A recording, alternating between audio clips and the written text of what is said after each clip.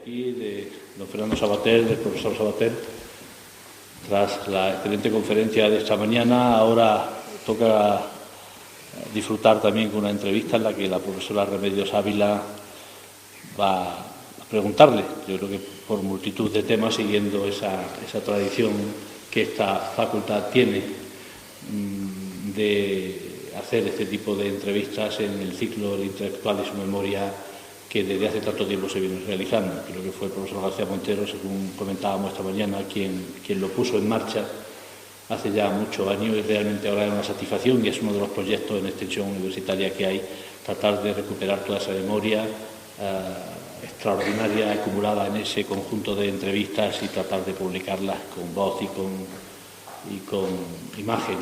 Por tanto, bueno, además de disfrutar hoy aquí, pues yo tengo que darle las gracias en nombre de la universidad al profesor Savater y a la profesora Ávila por la oportunidad que nos dan de que con la grabación de esta entrevista pues se enriquezca el patrimonio universitario, que seguro que va a servir en años venideros para poder mantener viva efectivamente la memoria de todo lo que aquí hoy habléis, y que va a hacer referencia no solo a la experiencia personal de un intelectual en este caso, sino a una experiencia compartida por españoles y por ciudadanos del mundo en la época que nos toca vivir. Así que muchísimas gracias. Muy bien, pues yo quiero empezar también agradeciendo, el gusto es mío, tendría yo que decir, porque para mí entrevistar a Fernando Savater es, además de un placer, un privilegio. He escrito y pensado para vivir mejor. Me dirijo a quienes quieren vivir algo mejor sin dejar de tantear y sin tener prisa por hacer pie en lo incontrovertible. Con estas palabras de Savater quisiera comenzar esta nueva edición del Intelectual y su memoria, que hoy se honra teniéndolo a él como invitado. Este ciclo de larga y feliz historia en nuestra facultad, inaugurado por Luis García Montero en el año 1986, este ciclo, digo, nos ha permitido contemplar de cerca a algunos grandes, recorrer de su mano algunos tramos de su vida y de su memoria, porque de eso se trata, de hacer memoria. ¿Pero de quién y para quién? A la última parte de esta pregunta respondía Fernando Savater en su relativamente reciente autobiografía, y allí decía: tal vez estas páginas no sean más que un mensaje de uno que se va a los que luego también van a irse.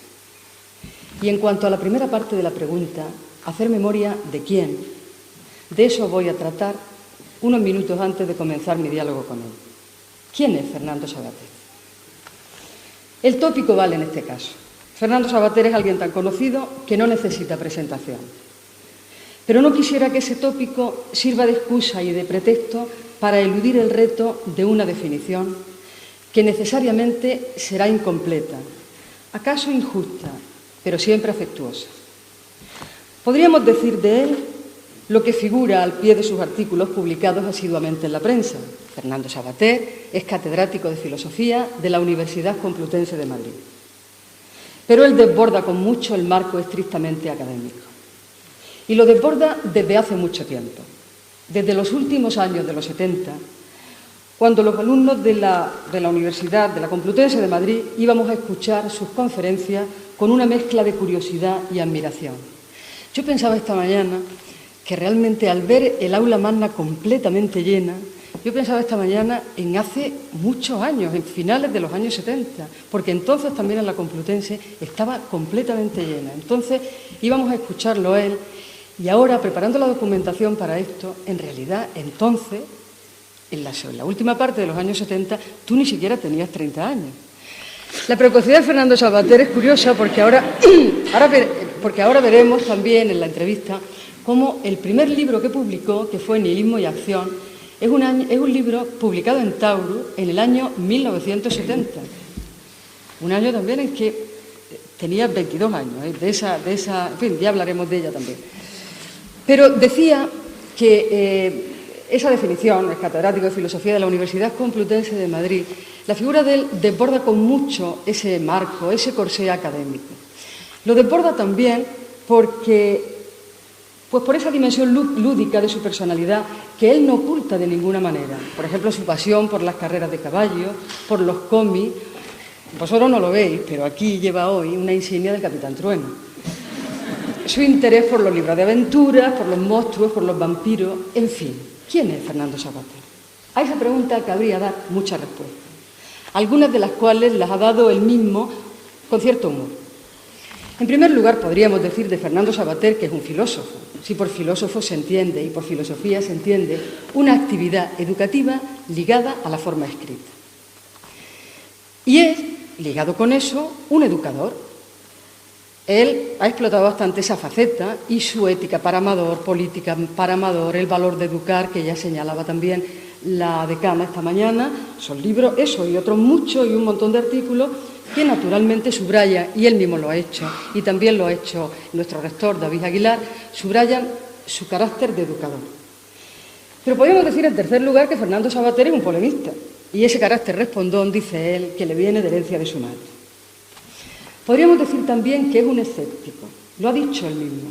En el fondo de mi fondo, dice él, no hay fondo, está el escepticismo.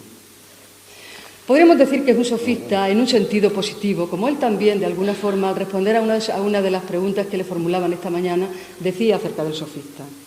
Y la apología del sofista ya la emprendió en uno de sus primeros libros. Por eso elegí, dice él, el ambiguo nombre de sofista, para afirmar esa apología. Fernando Savater ha dicho de él mismo que es un personaje de comedia. Pero eso hay que entenderlo también, en qué sentido lo dice. Porque eso, un personaje de comedia, es lo que decía Fernando Savater de los filósofos casados. Perdón, lo decía Nietzsche de los filósofos casados. Nietzsche dice en la genealogía de la moral: ningún gran filósofo ha estado casado hasta ahora. Heráclito, Platón, Descartes, Leibniz, Kant no lo estuvieron. Es más, ni siquiera podemos imaginarlos casados. Y añade a continuación: un filósofo casado es un personaje de comedia. El gran Sócrates, el único que se casó, dice, arregló seguido, se casó irónice, por ironía, para demostrar la verdad de esa tesis. Podríamos preguntarle, yo no se lo voy a preguntar esta tarde, si él también se casó por ironía. Pero yo creo que una de las definiciones que me resultan más amables tuyas, es una que no has dado tú, que no ha dado nadie, que la dio la policía. Y la dio la policía cuando te detuvieron en los años 70, cuando lo ficharon, y en la ficha decía, anarquista moderado. Pues un anarquista moderado, también es Fernando Savater. Pero Fernando Savater es sobre todo, y me alegro también de coincidir con el rector esta mañana, porque eso es también un poco el filón que yo quiero explotar. Fernando Savater es un escritor y un pensador. Subrayaré eso último porque desde luego acerca de eso no hay ninguna duda. Como escritor ha cultivado muchísimos géneros, no diré todos, pero bastantes. Así lo muestran sus más de 55 ensayos, 7 novelas, 5 obras de teatro y un sinfín de artículos escritos en periódicos y en revistas especializadas. Yo creía que no había cultivado la poesía, pero documentándome estos últimos días he visto que tiene 3 sonetos, por lo menos 3 que yo conozca, 1 incompleto y 2 completos. Y sin embargo, él confiesa que lo que más le gusta no es escribir, sino leer. Ay, si leer estuviese convenientemente retribuido, si algún Estado verdaderamente filántropo pagase por página leída, escribe. Y añade, puedo contar mi vida entera sin una sola referencia a las páginas que he escrito. Me sería imposible, en cambio, sin hablar de las que he leído. Y la escritura está, en su caso, ligada íntimamente a la vida, a pensar la vida, a no permanecer al margen del mundo en el que vivo. De ahí el cultivo no solo del ensayo, sino también del artículo periodístico, lo cual ha tenido un doble efecto. Para algunos de sus críticos y de sus colegas algunos, es más un articulista, un periodista, que un filósofo. Pero se ha ganado el reconocimiento y el respeto de la inmensa mayoría, dado que nunca ha rehuido los temas difíciles, polémicos y peligrosos que la actualidad ponía encima de la mesa. Y así Fernando Savater se ha convertido en un creador de opinión y, sobre todo, en un referente intelectual de nuestro tiempo y de nuestro país. Ese es nuestro Savater, próximo y familiar, habitual y cercano. Pero también aquí desborda las fronteras de nuestro país. Si uno va a Francia y va a la mejor librería de la Plaza de la Sorbona, allí están en un estante los libros traducidos al francés de Fernando Savater. Si uno va a la librería Mondadori o va a Montecitorio en Roma, allí están en un estante los libros de Fernando Savater. Si va a Alemania, si va a un montón de sitios. Fernando Savater ha sido traducido a 25 idiomas. Y eso nos permite un último acercamiento a este intento de definirlo. Savater es un cosmopolita. Él, que aunque lo haga frecuentemente, confiesa que no le gusta viajar.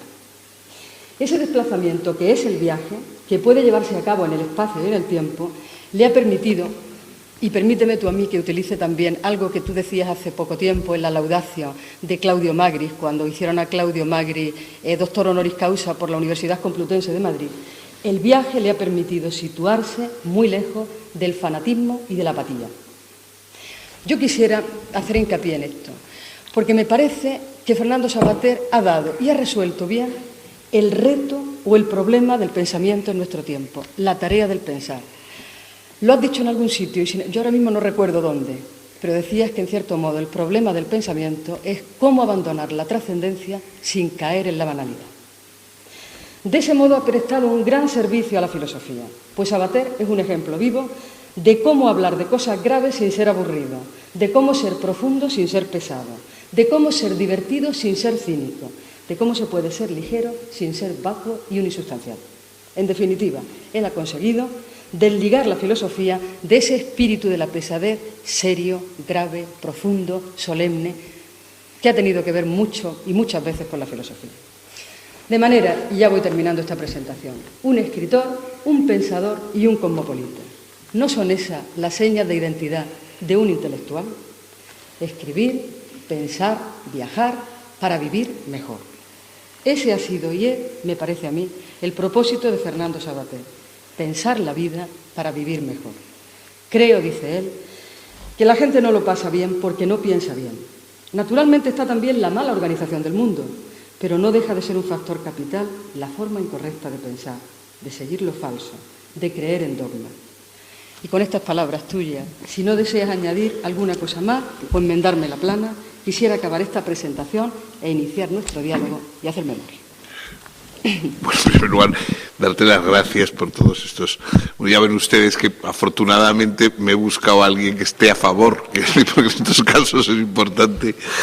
Y bueno, todas las hipérboles amistosas de Remedios pues se justifican eso por el afecto y porque ya desde hace muchos años apostó por mí y ahora ya le da no sé qué retirar la apuesta y sigue apostando a pesar de que ya se va dando cuenta poco a poco de la equivocación.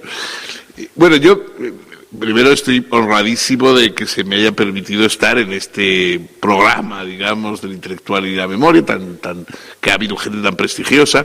Al principio reconozco que me inquietó un poco porque cuando me lo explicaron, me contaron una serie de nombres ilustres y todo el mundo se había muerto. Y entonces yo creí que había que morirse enseguida después de hacer el programa y estaba dispuesto a aplazarlo un par de años por lo menos. Pero luego me ha dicho que no es imprescindible morirse inmediatamente, que con que se muera uno lo normal, un poco después ya está, ¿no? De modo que entonces me he quedado muy tranquilo. Y bueno, por supuesto, estaré encantado de, Remedios, como siempre, de hablar contigo y de, en fin, bueno, ella se acuerda mucho mejor de casi todas las cosas que he dicho, que he escrito y que eso que yo. O sea, lo lógico sería que yo le preguntara a ella cosas sobre mí, porque no me acuerdo de la mayoría de las cosas. Pero bueno, voy a intentar hacer un esfuerzo a ver si le sigo en su memoria. Bueno, vamos a hablar de las raíces y vamos a hablar de la familia. Esta mañana decía, utilizabas un aforismo que a mí me ha gustado mucho, de un amigo tuyo, de Ramón Eder, que me ha llamado la atención: el fin justifica los miedos. Y yo he empezado también con un aforismo suyo, que lo utilizas tú también en la autobiografía. Haber tenido una infancia feliz es un serio obstáculo para el resto de la vida. Solo se puede ir a peor.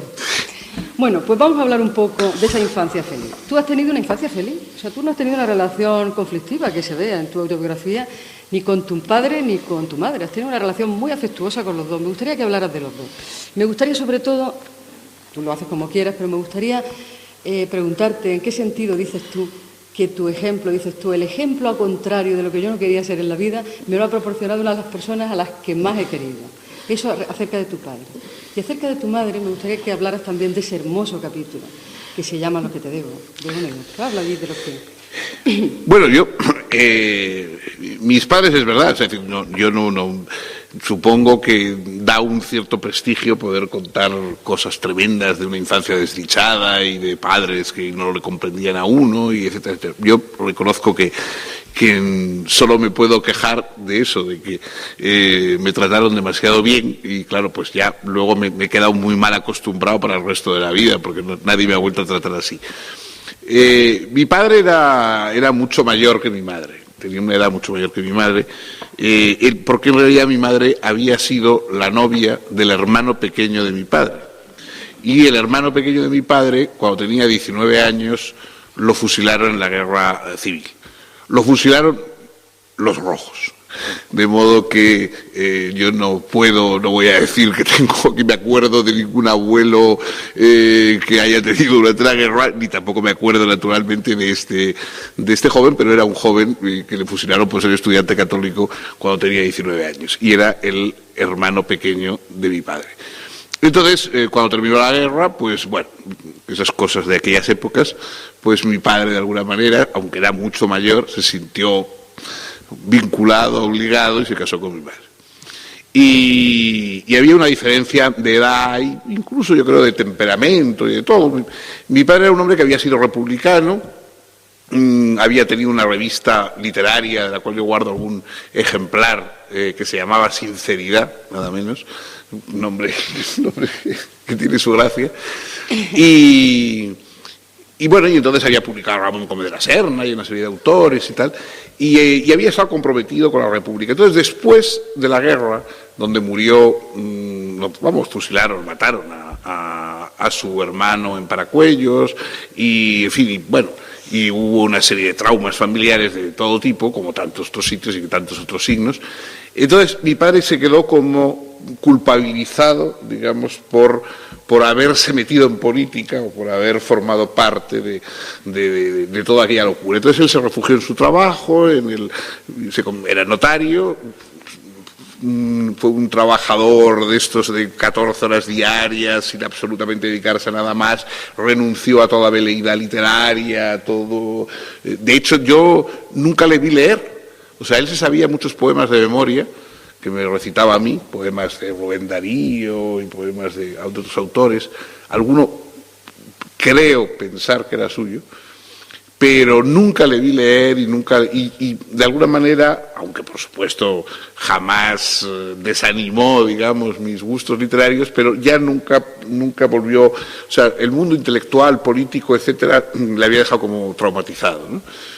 En cambio, mi madre era muy lectora y fue maestra, había empezado la carrera de Filosofía y Letras, que no acabó, y bueno, le encantaba leer, ¿no? Y fue ella la que me compraba mis primeros libros y la influencia, digamos, más decisiva en mi vida. Yo me acuerdo del entusiasmo anual con que esperaba la novela que Agatha Christie sacaba cada año. Agatha Christie cada año sacaba una novela que era, supongo, esperada en todo el mundo con gran ilusión, pero mi madre esperaba cada año la novela de Agatha Christie como uno de los acontecimientos fundamentales del año. Ya salió la novela de Agatha Christie, ¿no? Y era muy bueno, y ella fue la primera que me compró los primeros libros. Pues me inició en Chesterton, me inició en Salgari, me inició en Julio Verne, en fin. Y sobre todo me inició en el entusiasmo por la lectura, ¿no? Porque yo creo que la lectura es algo que se contagia. Entonces, no hace falta que te elogien la lectura cuando tú ves que hay una persona a la que tú aprecias, a la que tú quieres y que está entusiasmada con los libros, ¿no? Y en ese sentido, pues no hacía falta que ella me dijera que la lectura era buena, me bastaba verla leer a ella y ya me daba cuenta de lo que podía ser la lectura, ¿no? Entonces, bueno, toda la vida intelectual, etcétera, estuvo mucho más centrada en mi madre, ¿no? Mi madre era una polemista feroz.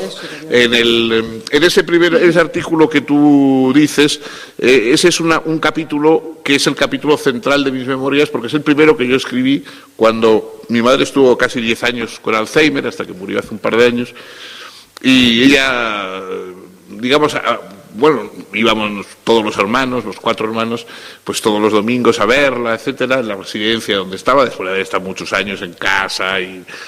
Y bueno, claro, era muy impresionante ver a alguien que había sido tan discursiva, tan aguda, tan feroz, tan implacable en las discusiones, etcétera, que no podía hablar, ¿no? O sea, es decir, era una cosa verdaderamente. Y entonces yo escribí una especie de homenaje que se titulaba Lo que te debo, porque quería recordarla como había sido para mí. O sea, yo tenía un poco de miedo que ya no la recordase nunca más que como en los últimos años, no quería recordar. Y bueno, una vez que hice ese texto, que era un homenaje a ella y a lo que había significado en mi vida, luego ya casi tuve que escribir el resto de la biografía porque me parecía que si no quedaba descontextualizado.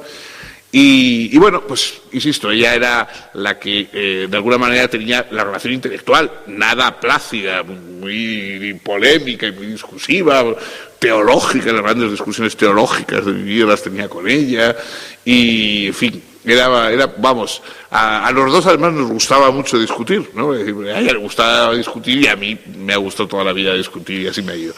Y entonces verdaderamente toda la parte intelectual de mi vida estaba centrada en mi madre.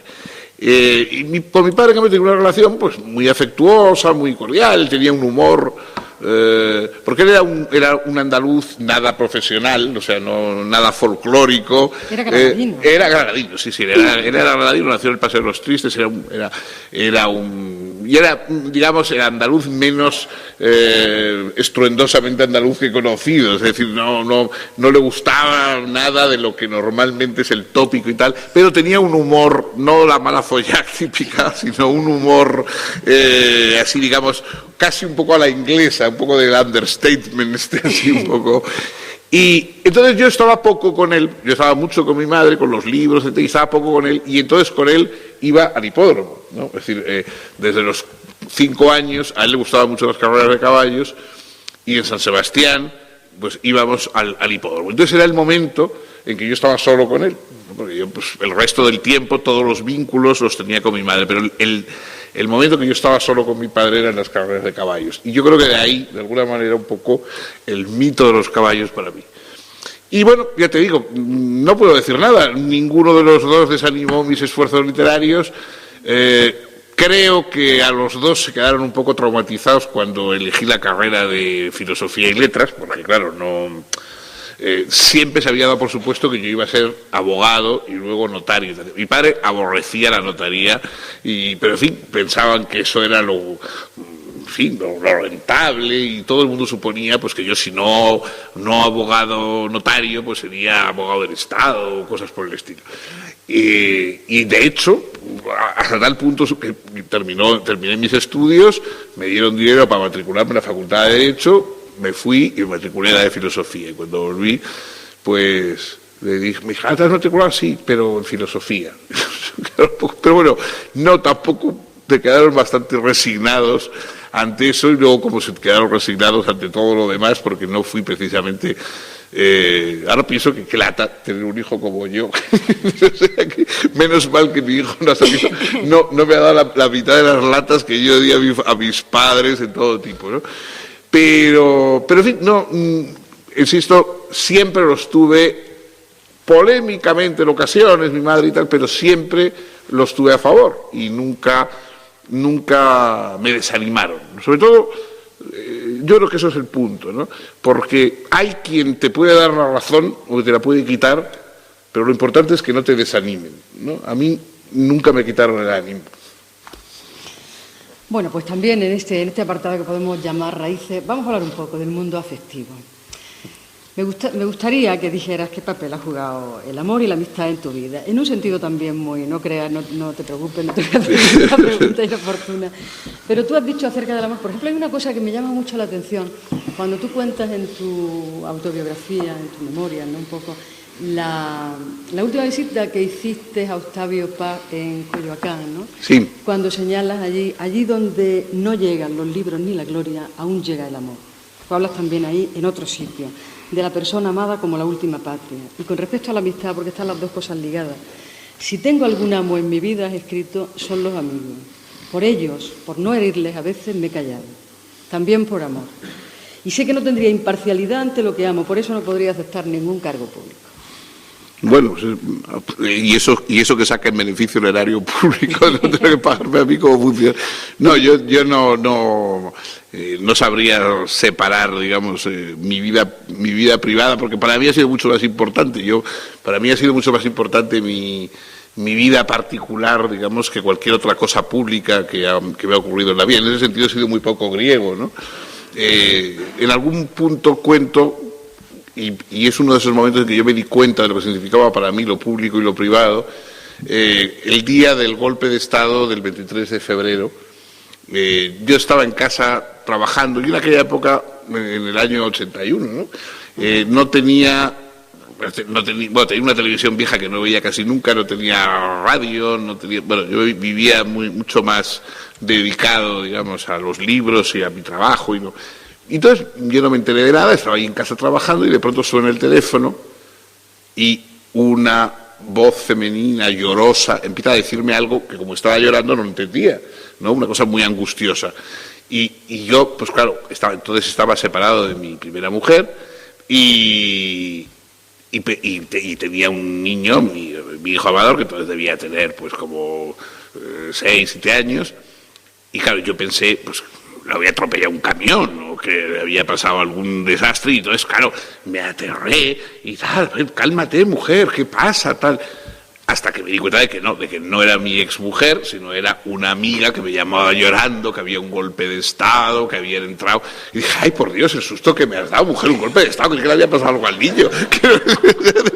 Entonces sentí un alivio tan enorme de saber que solo era un golpe de Estado, que entonces me di cuenta de la diferencia que había para mí entre la vida privada y la vida pública. O sea, me di cuenta que había un golpe de Estado que en aquel momento para mí podía haber tenido ciertas incomodidades, desde luego, porque como luego me dijo un amigo, cuando yo me fui de casa, entonces por ahí como tanta gente, y luego le preguntó un amigo, ¿tú te fuiste de casa y tal? Y me dije, no, yo me quedé en mi casa, pero atento a la radio, porque pensaba que en el momento que te detuvieran a ti, luego podía ir a por mí. Bueno, pues afortunadamente me di cuenta de la diferencia que había entre lo público y lo privado en ese momento, ¿no? Entonces, no, para mí siempre el mundo afectivo ha sido más importante que nada. De hecho, las únicas cosas que de verdad me hacen sufrir, me angustian, etcétera, es ver sufrir a las personas que quiero. Y desgraciadamente, como todo el mundo, solo he hecho sufrir a las personas que quiero, ¿no? Es decir, a mí, en el fondo, al contrario, tengo fama de buena persona, en el sentido de que no me meto mucho con nadie, pero es porque casi todo el mundo me es indiferente. Entonces, ser malo es prestar una enorme atención a la gente, ¿no? Y yo como no les presto atención, pues no suelo ser malo con casi nadie. Pero desgraciadamente, en cambio, con las personas que más quiero es a las que puedo hacer sufrir y las que me hacen sufrir a mí, ¿no?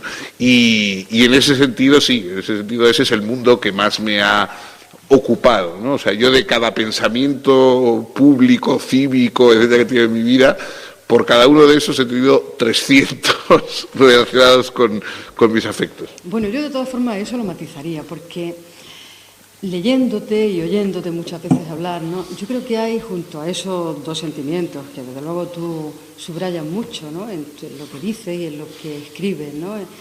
Que son la amistad y el amor, hay dos sentimientos que yo también encuentro muy repetidos en tu literatura, ¿no? Que son la gratitud y la admiración. Del segundo vamos a dejarlo porque ahora después vamos a hablar de él.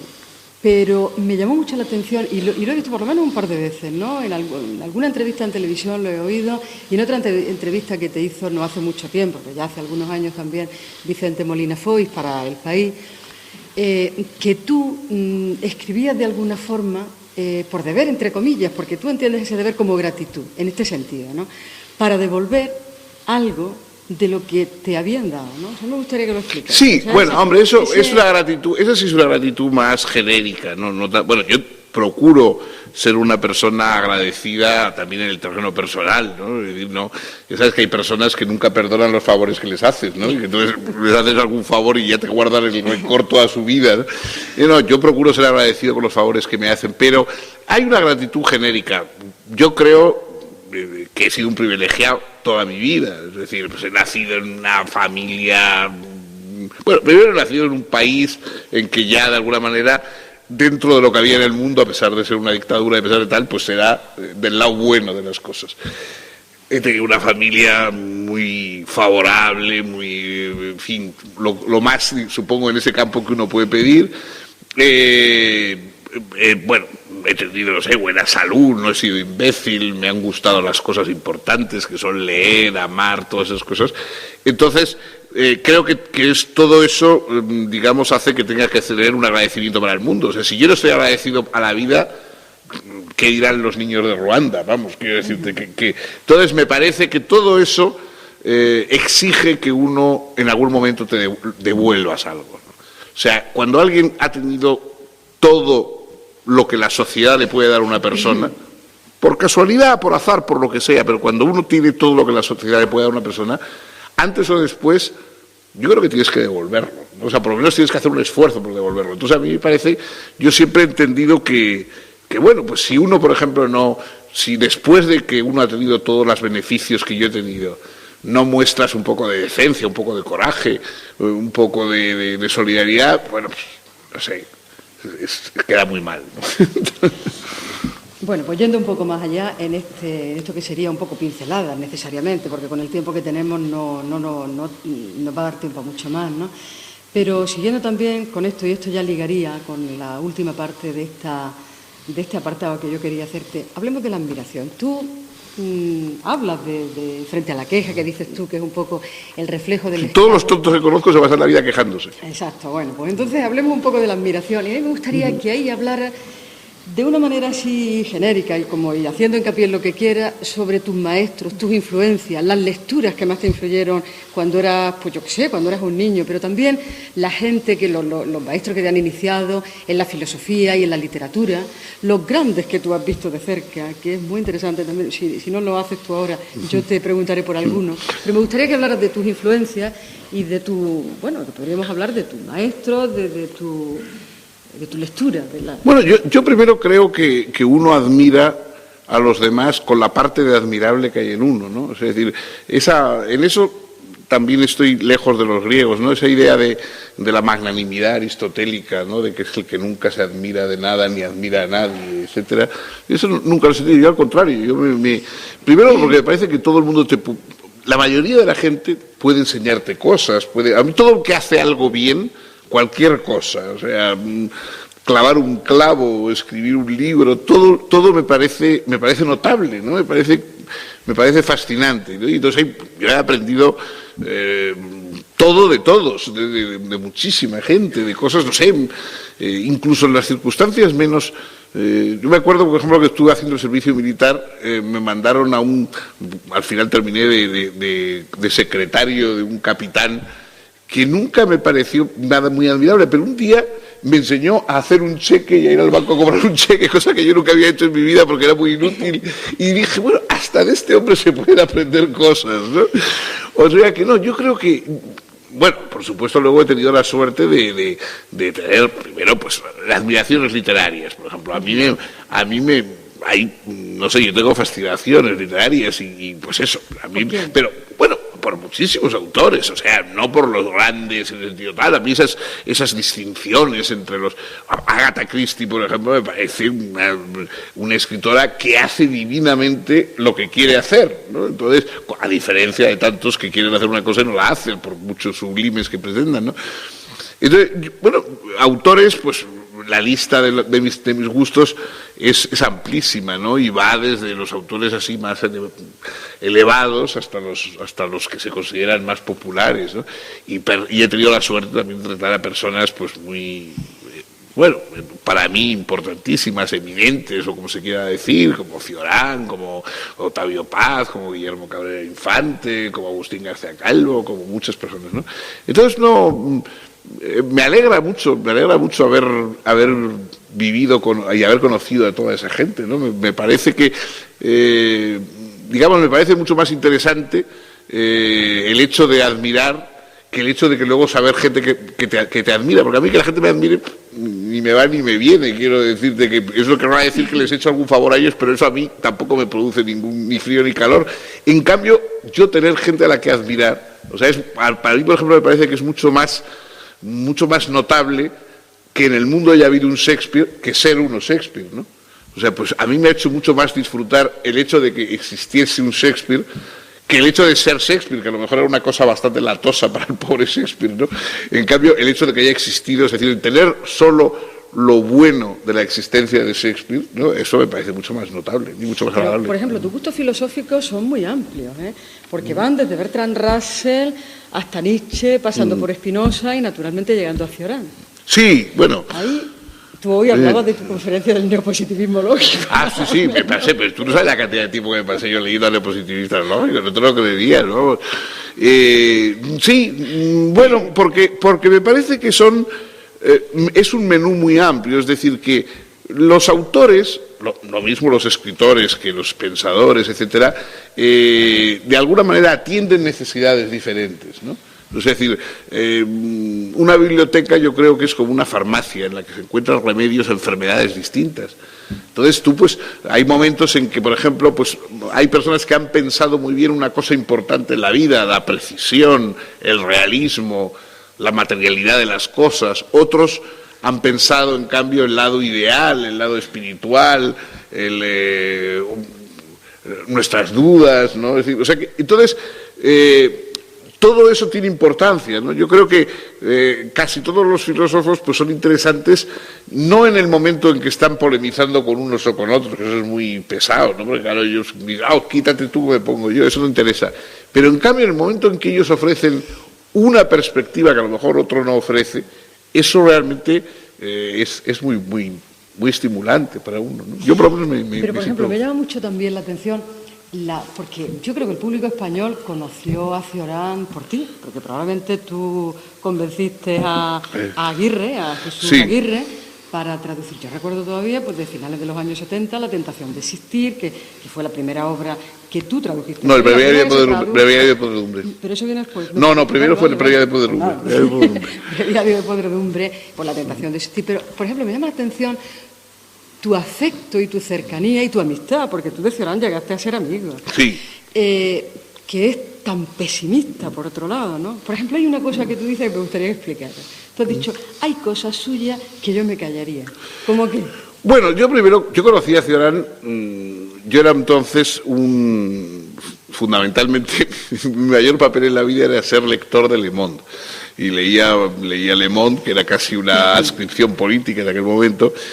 Y una vez en el suplemento literario de Le Monde, que eran los jueves, entonces, encontré un artículo de Gabriel Marcel, pensador cristiano existencialista, que se titulaba ¿Es Cioran el demonio? Y entonces yo, claro, pensé, bueno, de alguien de quien se puede tener semejante duda, merece la pena conocerle. Entonces hice todo tipo de esfuerzos por encontrar algún libro de Cioran, lo encontré en la entonces librería Missner de Madrid, encontré el Le Mauvais de Miurgue, que era el que yo luego traduje por El aciago de Miurgue. Y lo leí y leí ya varios libros de él y le escribí a Gallimard y entonces él me contestó y empezamos a escribir. Y la primera vez que el primer libro que yo propuse a Aguirre era un libro sobre Cioran. Con bastante razón Jesús me dijo, bueno, pero es que nadie conoce quién es Cioran. Y yo le dije, bueno, pues entonces escribiré primero otra cosa y luego escribo sobre un libro sobre Cioran, traduciré primero unos cuantos y tal. Y yo pasé bastante tiempo sin poder conocerle personalmente porque a mí me habían quitado el pasaporte en aquella época por cosas políticas y tardé en poder salir y ir a París. Entonces fui a París a verle. Y ya durante 20 y tantos años siempre que fui a París, pues fui a verle y comía en su casa y bueno, y fuimos a museos. Entonces era una persona enormemente divertida. Era muy divertido porque además nunca hablaba de temas filosóficos, literarios, etcétera. Habría sido ridículo preguntarle a Cioran ¿qué está usted leyendo? ¿Qué último libro le consigue interesante? Jamás. Él te hablaba de una portera que había conocido, que había oído, que decía no sé qué. O sea, todo eran cosas que pasaban por el mundo, ¿no? Y a mí eso me parecía muy fascinante, sobre todo comparado con el mundo que yo conocía. Y él era muy, muy divertido. Y él efectivamente era muy pesimista. Bueno, esa parte que tú dices, ¿qué es lo que yo me callaría? Me callaría, es decir, Cioran había sido, en su juventud, con 18 o 19 años, partidario de Hitler y nazi. O sea, es decir, así de sencillo. Él había sido partidario de la guardia de Codeanu, de la famosa guardia negra aquella de los fascistas rumanos, probablemente en gran parte más que por una ideología próxima política, por la cuestión de provocación, de ruptura, de nihilismo que tenía sobre todo el fascismo de Codeano, era un fascismo muy agresivo, etc. Entonces él, claro, todo eso lo tenía de alguna manera apartado de su vida, ¿no?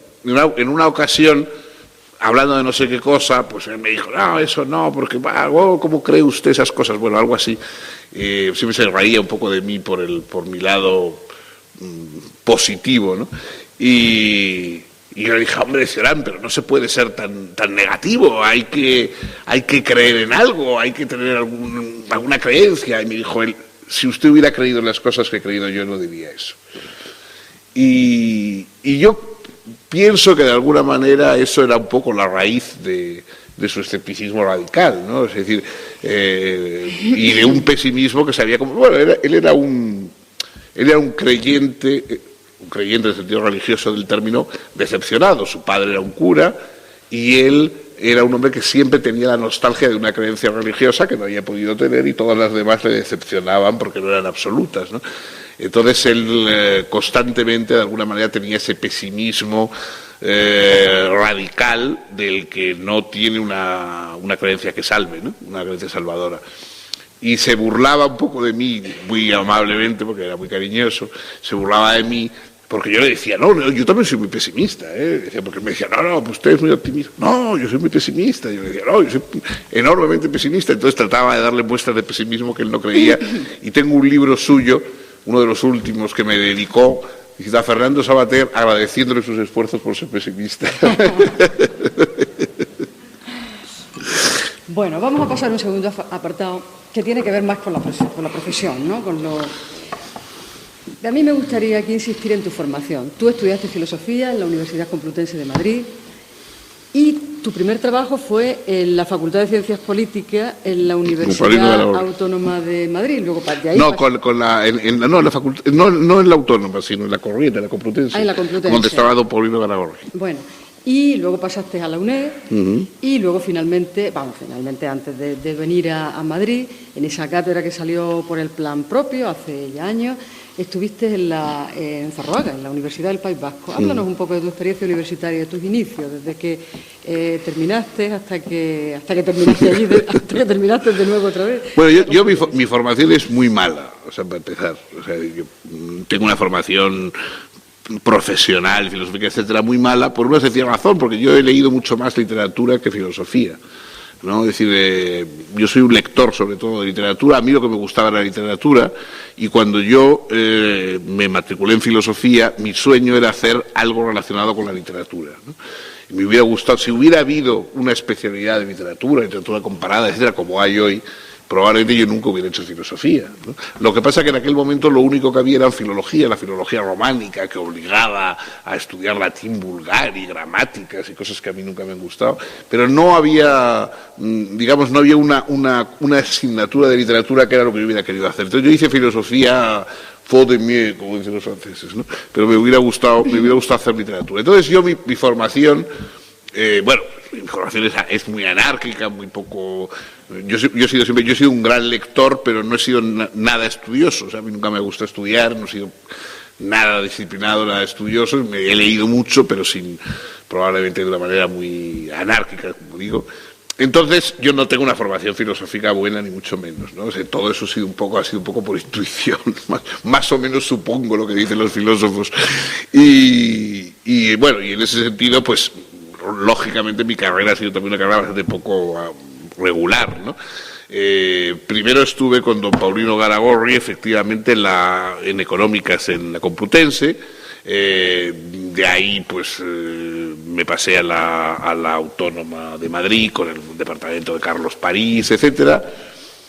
Nos echaron a todos por cuestiones políticas. Había un grupito que éramos los representantes de los PNNs, de los... Eso era en los primeros 70. Sí, en el 70 y en el 71. Y entonces a los que formábamos parte de la mesa de los no numerarios, pues nos echaron, ¿no? Y entonces, yo me encontré, pues, que en un momento bastante fastidiado, porque realmente estaba recién casado, me habían echado a la universidad, tenía que vivir traduciendo libros y tal.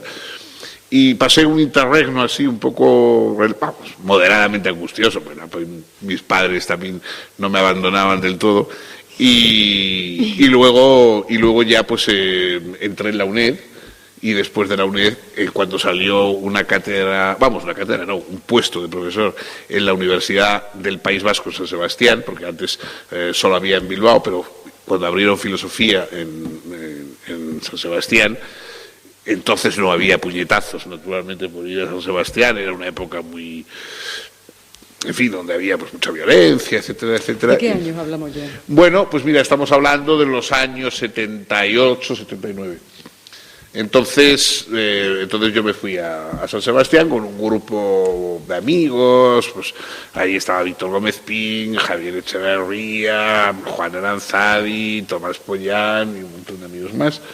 Y luego Félix de Azúa, Ferran Lobo, en fin, empezamos formamos un grupo que Zorroaga fue la experiencia académica, si es que se puede llamar a eso una experiencia académica, más extraordinaria de mi vida, ¿no? Yo nunca me he divertido tanto dando clases y yendo a la universidad como en aquella universidad completamente fuera de toda norma, desde el edificio mismo, que era una especie de edificio antiguo que parecía desde fuera, pues mitad castillo de la bruja, mitad una cosa de Oxford, de esas perevenidas a menos, ¿no? En que dábamos clase y había goteras y hacía un frío que te morías. Yo me acuerdo que empecé a dar yo daba historia de la filosofía en uno de los momentos, porque ahí hacíamos 40 cosas cada uno, éramos como Groucho en el hotel, que hacía todos los papeles del mismo, pues cada uno hacíamos 10 o 12 papeles, y yo daba ética, historia de la filosofía, lo que me echaban. Entonces estaba dando historia de la filosofía, estábamos hablando de Heráclito, todo fluye, todo es agua, no sé qué. Entonces empezó a caer un chorro de agua y dijo otro, dice, cuando llegue el de todo es fuego, espero que no se prenda fuego al edificio. Bueno, quiero decir, pero yo nunca lo había pasado tan bien, realmente fue maravilloso. Y luego conseguimos personajes, o sea, porque allí te cruzabas por los pasillos con Jacques Derrida, que se venía de Francia a dar un curso a 4 personas en Zorroaga, François Chatelet, Piero Bank. Entonces, verdaderamente, aquello fue una experiencia muy bonita que duró lo que duró y que chocó con la frágil barquilla de la vida, digo, la frágil barquilla de la imaginación se rompe con la rompiente de la vida, o una cosa así que decía Mayakovsky, pues eso. Entonces ya pues hubo que dejarlo. Pero yo esa es la experiencia que guardo como más estimulante y como más filosófica de mi vida, ¿no? Yo en aquel momento me sentía como que las clases eran lugares donde podían pasar cosas, ¿no? Luego ya, bueno, pues todo entró más en la rutina. Bueno, una pregunta ya has respondido, porque yo te iba a preguntar que por qué filosofía, pero ya has respondido también. De todas maneras, volviendo a eso, al final de Mira por dónde, hay un momento en que dice, si yo fuera un poco más pedante, hubiera subtitulado esta autobiografía Pensar la vida. Esa es la tarea, ¿no? Que la frase de Hegel. De Hegel, ¿no? Sí, pero me gustaría que tratara de explicarnos un poco, pues yo creo que tú exageras cuando dices que tu formación, tus ediciones de Voltaire, yo creo que mucha exageración hay por ahí, por eso de que tu formación es anárquica si quieres, pero en fin, de todas maneras, me gustaría preguntarte cómo entiendes tú la filosofía y qué relación tendría la filosofía por una parte con la literatura y por otra parte con la ciencia, porque tú has dicho que no es ninguna de las dos. Claro, ¿Qué entiendes tú por filosofía? ¿Cómo podríamos...? La frase esa de Hegel que decías, pensar la vida, esa es la tarea, es una frase que me parece muy expresiva, ¿no? Porque sabemos lo que es la vida, más o menos, quiero decir, sabemos lo que es comer y follar y morirse y no sé qué, es decir, más o menos tenemos una idea de lo que es la vida, pero ¿qué pensar de eso? ¿No? Es decir, la gracia de Hegel, que yo creo que es el énfasis del filósofo, es decir, si ya sabemos que usted, ¿qué es esto? Más o menos ya lo sabemos, porque cuando han pasado unos cuantos años y tal, pues por tonto que sea, ya te has enterado, digamos, de lo que es. Pero ¿qué pensar de eso? ¿No? O sea, ¿qué pensar de esto que nos pasa? Qué raro que nos pase todo esto, ¿no? Entonces, esa es la pregunta filosófica, es eso. ¿Qué pensar de esto que nos ocurre? Y que es más o menos lo que sabemos. Y en ese sentido es distinto, claro, como señalas, de la poesía y de la ciencia. La ciencia se hace en tercera persona. Digamos, nadie escribe un libro de física diciendo tenía yo una manzana y vi que se caía y que entonces pensé... No, sino uno cuenta pues que las cosas caen hacia abajo y que la gravitación y que no sé qué. O sea, la ciencia está en tercera persona, no hay sujeto, sino que es la objetividad, la realidad lo que se describe. Y el poeta, que hay en la sala mucho más distinguidos de lo que yo puedo decir ahora sobre ello, el poeta habla de lo que, de alguna forma, siente, expresa, desea. Es decir, habla en primera persona siempre. Es decir, el poeta está tratando de dar voz a algo que tiene nombre propio y que es lo que a él le ocurre, etcétera, etcétera. Claro, el filósofo no está hablando como el poeta de lo que a él solo le ocurre, y está intentando hablar de lo que le pasa como el científico, del mundo, la objetividad, pero intenta hablar del mundo con él dentro. Es decir, ni es pura expresión como el poeta, ni es pura descripción como el científico, sino que es la descripción de un mundo en el que hay alguien dentro que es el filósofo. Y esa es la diferencia con la poesía y con la ciencia, ¿no? Por eso es tan difícil alcanzar el punto de la filosofía. Hay filósofos que hacen filosofía en tono de ciencia, hay otros que lo hacen en tono de poesía, ¿no? Al comienzo del sentimiento trágico de la vida, dice don Miguel Unamuno, la filosofía se acuesta más del lado de la poesía que de la ciencia, ¿no? Que es muy bonita expresión, se acuesta más del lado de la poesía que de la ciencia. Entonces, hay quien se acuesta más del lado de la poesía, hay quien se acuesta más del lado de la ciencia, pero el punto específico de lo que es la filosofía, que no es ni ciencia ni poesía, y que de alguna manera patalea, y de ahí el hecho de que también es tan difícil leerla, es tan desmañada, digamos, porque no tiene ni el arte del científico ni el arte del poeta, sino que es una cosa como más desmañada. Ese es el punto de la filosofía. Me parece muy interesante.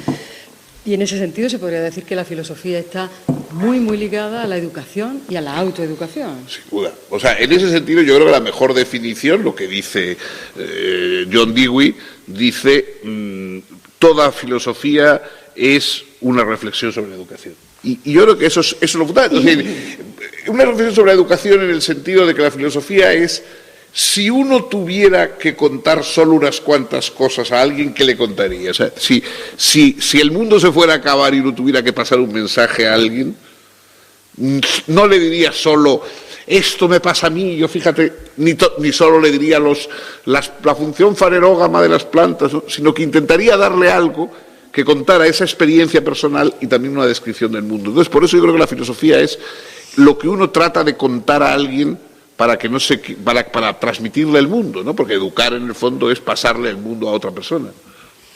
Bueno, yo no voy a hablar de tu obra y además de eso el rector ha hablado ya mucho esta mañana y muy bien, pero sí quisiera hacer referencia a la primera obra y a una de las últimas por las que yo tengo especial, pues no sé, me refiero, por ejemplo, a la primera, Nihilismo y Acción, que además tiene una última parte, porque Nihilismo y Acción está redactada con 22 años, pero la última parte está redactada con 17. ¿Cómo te las arreglaste para sacar ese libro entero? Eso tiene su mérito. Eso tiene su mérito. No, a mí como me gustaba tanto leer, yo pues pensaba, qué bien, ¿no?, poder tener un libro que fuera mío, ¿no?, que yo hubiera escrito yo. Pero claro, el problema para eso era que había que escribirlo. Yo como siempre he sido un poco perezoso, yo digo, bueno, mejor voy a intentar a ver si tengo seguro que me publican el libro y luego lo escribo. Entonces, el sitio más cerca de mi casa editorial, yo pasaba todos los días por delante cuando iba al colegio, era la editorial Tauros, que estaba ahí en la Plaza de Salamanca, en Madrid. Y un amigo me dijo, no, ahí está, la dirige Jesús Aguirre, es un cura, pero bueno, tremendo, muy impertinente, bueno, tal. Y yo pues un día me metí ahí y fui y hablé con Jesús y nos entendimos muy bien, sin ningún tipo de... Hombre, fue extraordinariamente generoso conmigo, y yo le conté el proyecto que... Vamos, no el proyecto, yo le conté que tenía un libro como si lo tuviera, no lo tenía en absoluto, que en principio iba a ser sobre Cioran, ¿no? Un libro sobre Cioran, fulano, ese señor, tal. Y él me dijo, bueno, es que ese señor no le conoce nadie. Entonces yo, sobre la marcha, como no tenía... Lo bueno de hablar de un libro como si estuviera hecho, que no lo tienes, es que lo puedes cambiar todas las veces que quieras. Y dije, bueno, no es exactamente sobre Cioran, sale un poco Cioran, pero en realidad trata de otra cosa. Y le conté otra, y cambié. Y me dijo, bueno, pues tráemelo, pues tráemelo la semana que viene y tal. Y entonces yo en 15 días escribí Nihilismo y Acción, ¿no? En el cual pues metí algunos panfletos que había escrito para un grupo anarquista para que yo hacía los panfletos de la facultad, cosas que se me habían ido ocurriendo. Bueno, metí todo eso y hice Nihilismo y Acción, ¿no? El único libro de verdad que yo he querido escribir, todos los demás ya han sido rutina, pero ese es el único de verdad que yo quise escribir, fue ese. Entonces se lo llevé. Entonces, para mi sorpresa, bueno, no para mi sorpresa, porque yo como no sabía nada, pues pensaba que eso era lo normal. Luego todo el mundo me dijo, pero no te lo tiró a la cabeza y tal. No, pues la verdad lo cogió y me dijo, bueno, muy bien, pero es un poco delgado. Era un cuadernito de estos de Tauros, se llamaban cuadernos Tauros, muy pequeñitos, pero aún así era más bien pequeñito, porque yo siempre he sido más bien parco. O sea, he escrito muchos, pero muchos pocos. Nunca no puedo escribir una cosa larga, sino escribo muchos pocos. Y me dijo, no puede ser un poco más largo. Y digo, bueno, sí, es que me he dejado un capítulo en casa. Y entonces me fui y tenía una cosa que yo había escrito con 17 o 18 años sobre Moby Dick, ¿no? Que era una cosa sobre la ballena blanca y Moby Dick, que siempre había sido una de mis historias emblemáticas. Y había escrito una cosa, pues eso, que debería tener, que la tenía ahí escrita hace unos años, entonces se la llevé y ese es el epílogo del libro. Entonces el libro fue escrito, ya te digo, con unos 23, 22, 23 años y el epílogo debe ser de los 17, 18. Bueno, pasando un poco también, porque el tiempo apremia, a mí me gustaría preguntarte ahora sobre las relaciones, sobre tu relación con la academia. Por ejemplo, una pregunta un poco ahí de cómo ha transcurrido ese camino que va desde esa etapa de una especie de enfant terrible de la filosofía española a un respetable catedrático de filosofía. Pues yo, la verdad es que terrible no sé si nunca he sido, pero desde luego enfant está claro que he dejado de ser. No, yo nunca he sido, nunca me he sentido verdaderamente académico, etcétera. Y probablemente siempre la academia me ha mirado con una justificada desconfianza, y es verdad, porque no he cumplido muchos de los requisitos académicos. Yo no habría sabido, digamos, rellenar los papeles para la cátedra sin una amiga que era secretaria, entonces que me lo hizo todo, pero yo hubiera sido incapaz, no me hubiera presentado a catedrático solamente por no tener que rellenar los papeles. Ahora, en cambio, la capacidad de enseñar cosas a los otros, eso sí la he tenido. O sea, es decir, yo no me considero ni catedrático, pero sí me considero maestro. Y no en el sentido enfático de la palabra maestro, claro, maestro de escuela, ¿no? Pero creo que tengo la capacidad de transmitir cosas a los demás, por una sencilla razón, porque los sabios son muy malos profesores. Es decir, la experiencia que tengo es que todos los verdaderos sabios que hay no entienden la ignorancia de los demás. O sea, un sabio no entiende que los demás no saben y por lo tanto no sabe enseñarles. Se enfada, se irrita, cree que los demás fingen ignorancia y que no comprenden lo que está diciendo, etc. El buen maestro tiene que ser un poco ignorante o bastante ignorante para entender la ignorancia ajena. Porque si entiendes la ignorancia ajena, sabes lo que hay que decir para sacarle de ella, ¿no? Porque todavía estás cerca de esa fase. Mientras que si tú ya estás en la gran fase de la sabiduría, no sabes cómo relacionarte con la ignorancia. Entonces, yo creo haber tenido siempre esa disposición del buen maestro de entender la ignorancia y de ser capaz de explicar las cosas claramente. O sea, es decir, un maestro no puede estar pensando en el impacto que va a causar sobre los demás, sino en qué es lo que puede hacer para que los demás entiendan y se aclaren, ¿no? O sea, es decir, es una tarea, hay que ser humilde para ser un buen maestro. Sí, bueno, desde luego eso está claro, eso es lo que yo aludí al principio también, por cómo estaba esto lleno, pero hace 30 años estaban también llenas, ¿no? Pero yo ahora te concretaría un poco más esa pregunta. ¿Qué piensas tú, por ejemplo, del reproche que se te hace muchas veces desde la academia de no ser un Derrida, o de ser un articulista, de hacer más periodismo que ensayo filosófico puro y duro? Bueno, eso ahí hay una... En fin, a muchos de esos me dicen que no soy Derrida, pues en fin, no soy Derrida, no soy Brad Pitt, no soy tan... Claro, la lista de cosas que no soy, que me divertiría mucho ser, pues es enorme. Ahora, es verdad que en todos esos reproches le dicen, es que no es usted un verdadero filósofo, tal. Claro, uno se calla discretamente, pero habría que decir, bueno, es que usted tiene la idea de que los filósofos son profesores de filosofía o catedráticos. Eso pasa a partir de comienzos del siglo XIX o finales del XVIII. Kant es el primer filósofo. Porque antes los filósofos no eran catedráticos ni profesores. O sea, Diderot no pisó nunca una academia. Descartes daba clases a las princesas particulares en su casa, ¿no? O sea, que no. Entonces, esa idea de que el profesor, el Herr Professor y tal, es la antonomasia del filósofo, pues no sé, a la mayoría de los filósofos históricos habría que deja muy sorprendentes. En el fondo es un tardo medievalismo, ¿no? Piensan que el académico, en el sentido medieval del término, es el verdadero epítome del filósofo. No parece que tenga que ser.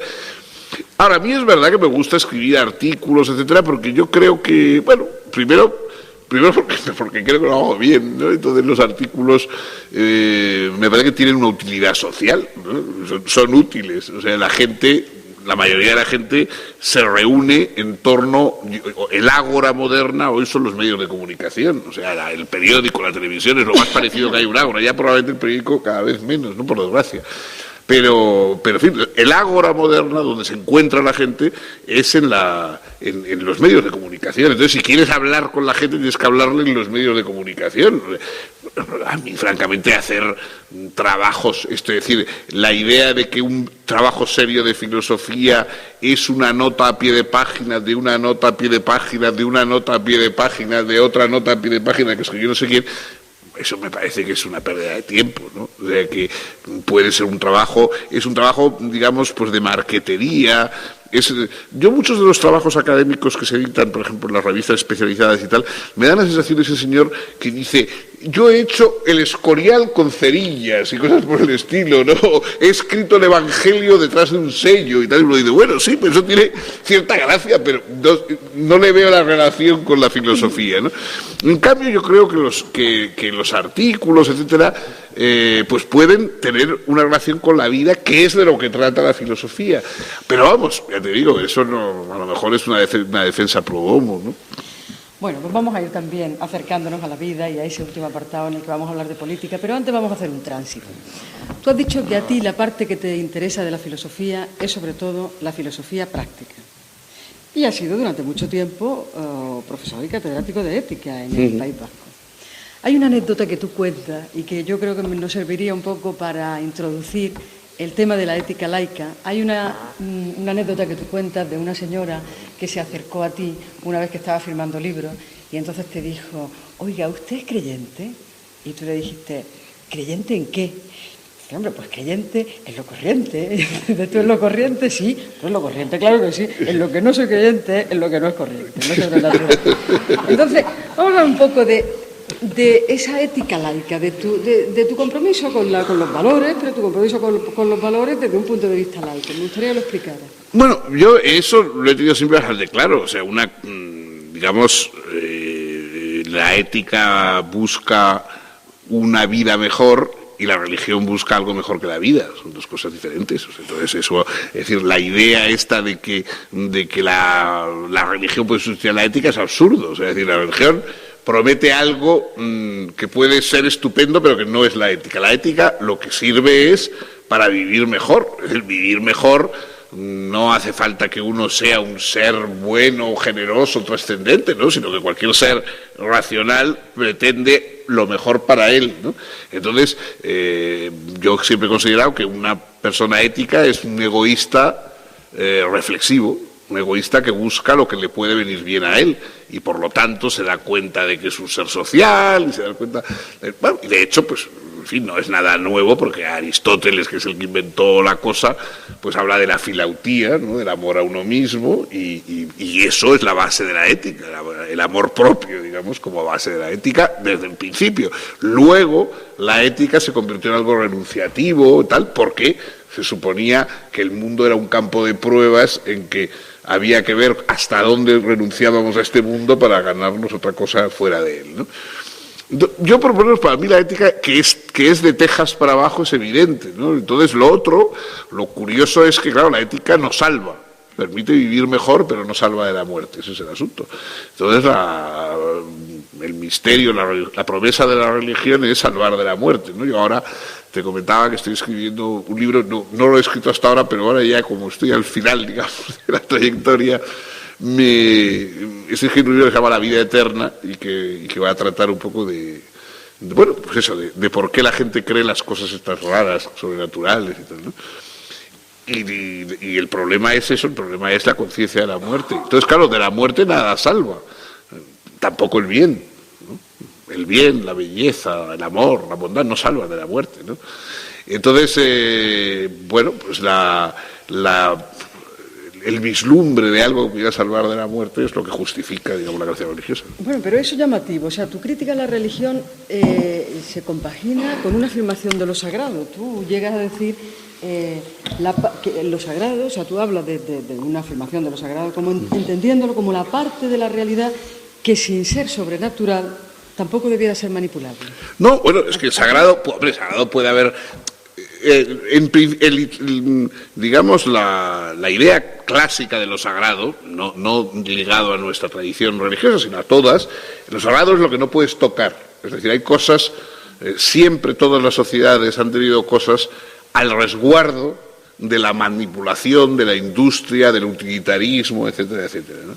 Entonces siempre ha habido cosas, pues, no sé, por ejemplo, pues la vida humana o cosas por el estilo, siempre ha habido cosas que dicen, bueno, esto no se toca, o sea, esto está a resguardo de que usted lo utilice como una mercancía más, como un instrumento más, pero no hace falta que piense que es que esto tenga una proyección trascendente, sino simplemente que es algo lo suficientemente valioso como para que lo dejemos al resguardo de aquello con lo que vamos a comerciar, etcétera, etcétera, ¿no? Entonces, eso es el corazón de lo sagrado. Es decir, el problema es que el corazón de lo sagrado ha sido invadido por la visión estrictamente religiosa. Entonces, ahora, en el momento en que si no es religioso, entonces ya se puede hacer lo que sea, ¿no? Un poco la famosa disposición del hermano Karamazov, que dice lo de si Dios no existe, todo está permitido. Y uno dice, ¿por qué? O sea, ¿por qué va a estar todo permitido? Si Dios no existe, pues Dios no existe. Pero luego, aparte de eso, puede haber cosas permitidas y otras que no. Esa disposición de que no puede haber una base de justo, injusto, cosas que se deben hacer o cosas que se deben hacer, etcétera, salvo que estén resguardadas por la religión, es uno de los problemas y yo creo de los problemas serios que tiene la ética y que tiene hoy, por ejemplo, pues cuando se está hablando, ¿no? No sé, de cosas, por ejemplo, en el terreno de la bioética, de la genética, etcétera, ¿no? Bueno, a mí una cosa, pues, por ejemplo, uno puede decir, a mí me parece que efectivamente, bueno, a lo mejor, pues, utilizar embriones para curar enfermedades, etcétera, etcétera, pues eso puede no solamente no tiene nada de malo, sino que parece que es una cosa que puede tener cosas positivas. Y en cambio, ante la idea de que por encargo puedan nacer en probeta hijos sin padre o sin madre, pues uno puede decir, bueno, mire, yo programar huérfanos creo que no se debe hacer. A mí no me parece, pero no por ninguna. O sea, entonces yo digo, es que eso que dice usted lo dice también el cardenal, no sé qué, no sé quién lo dice, pero uno puede tener ante ciertas cosas, digamos, la idea de que estás tocando cosas que no se deben tocar, ¿no? O sea, que, por ejemplo, el hecho de que un ser nazca proyectado por otro, en vez de como nacemos todos, fruto del azar de un apasionamiento, eso, bueno, a lo mejor es una cosa indebida, ¿no? Pero indebida en el sentido humano, no en el sentido...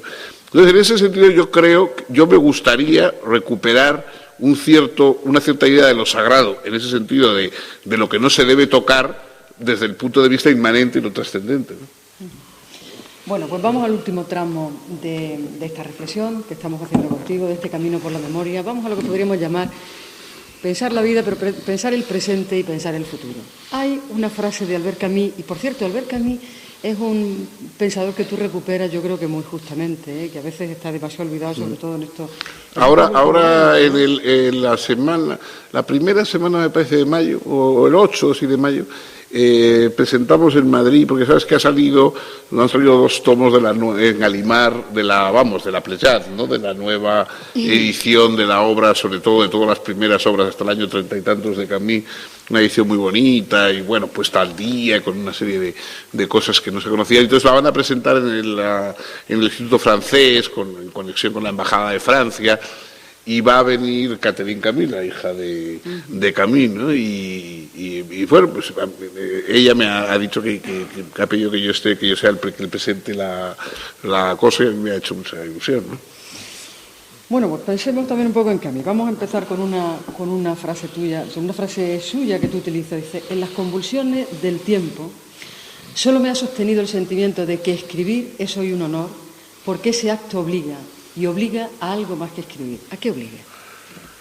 Hombre, obliga de alguna forma a que hay una cosa que en el Cantar del Mío Cid, ante alguien que habla mucho pero no hace, se dice: boca sin manos, no eres de fiar, ¿no?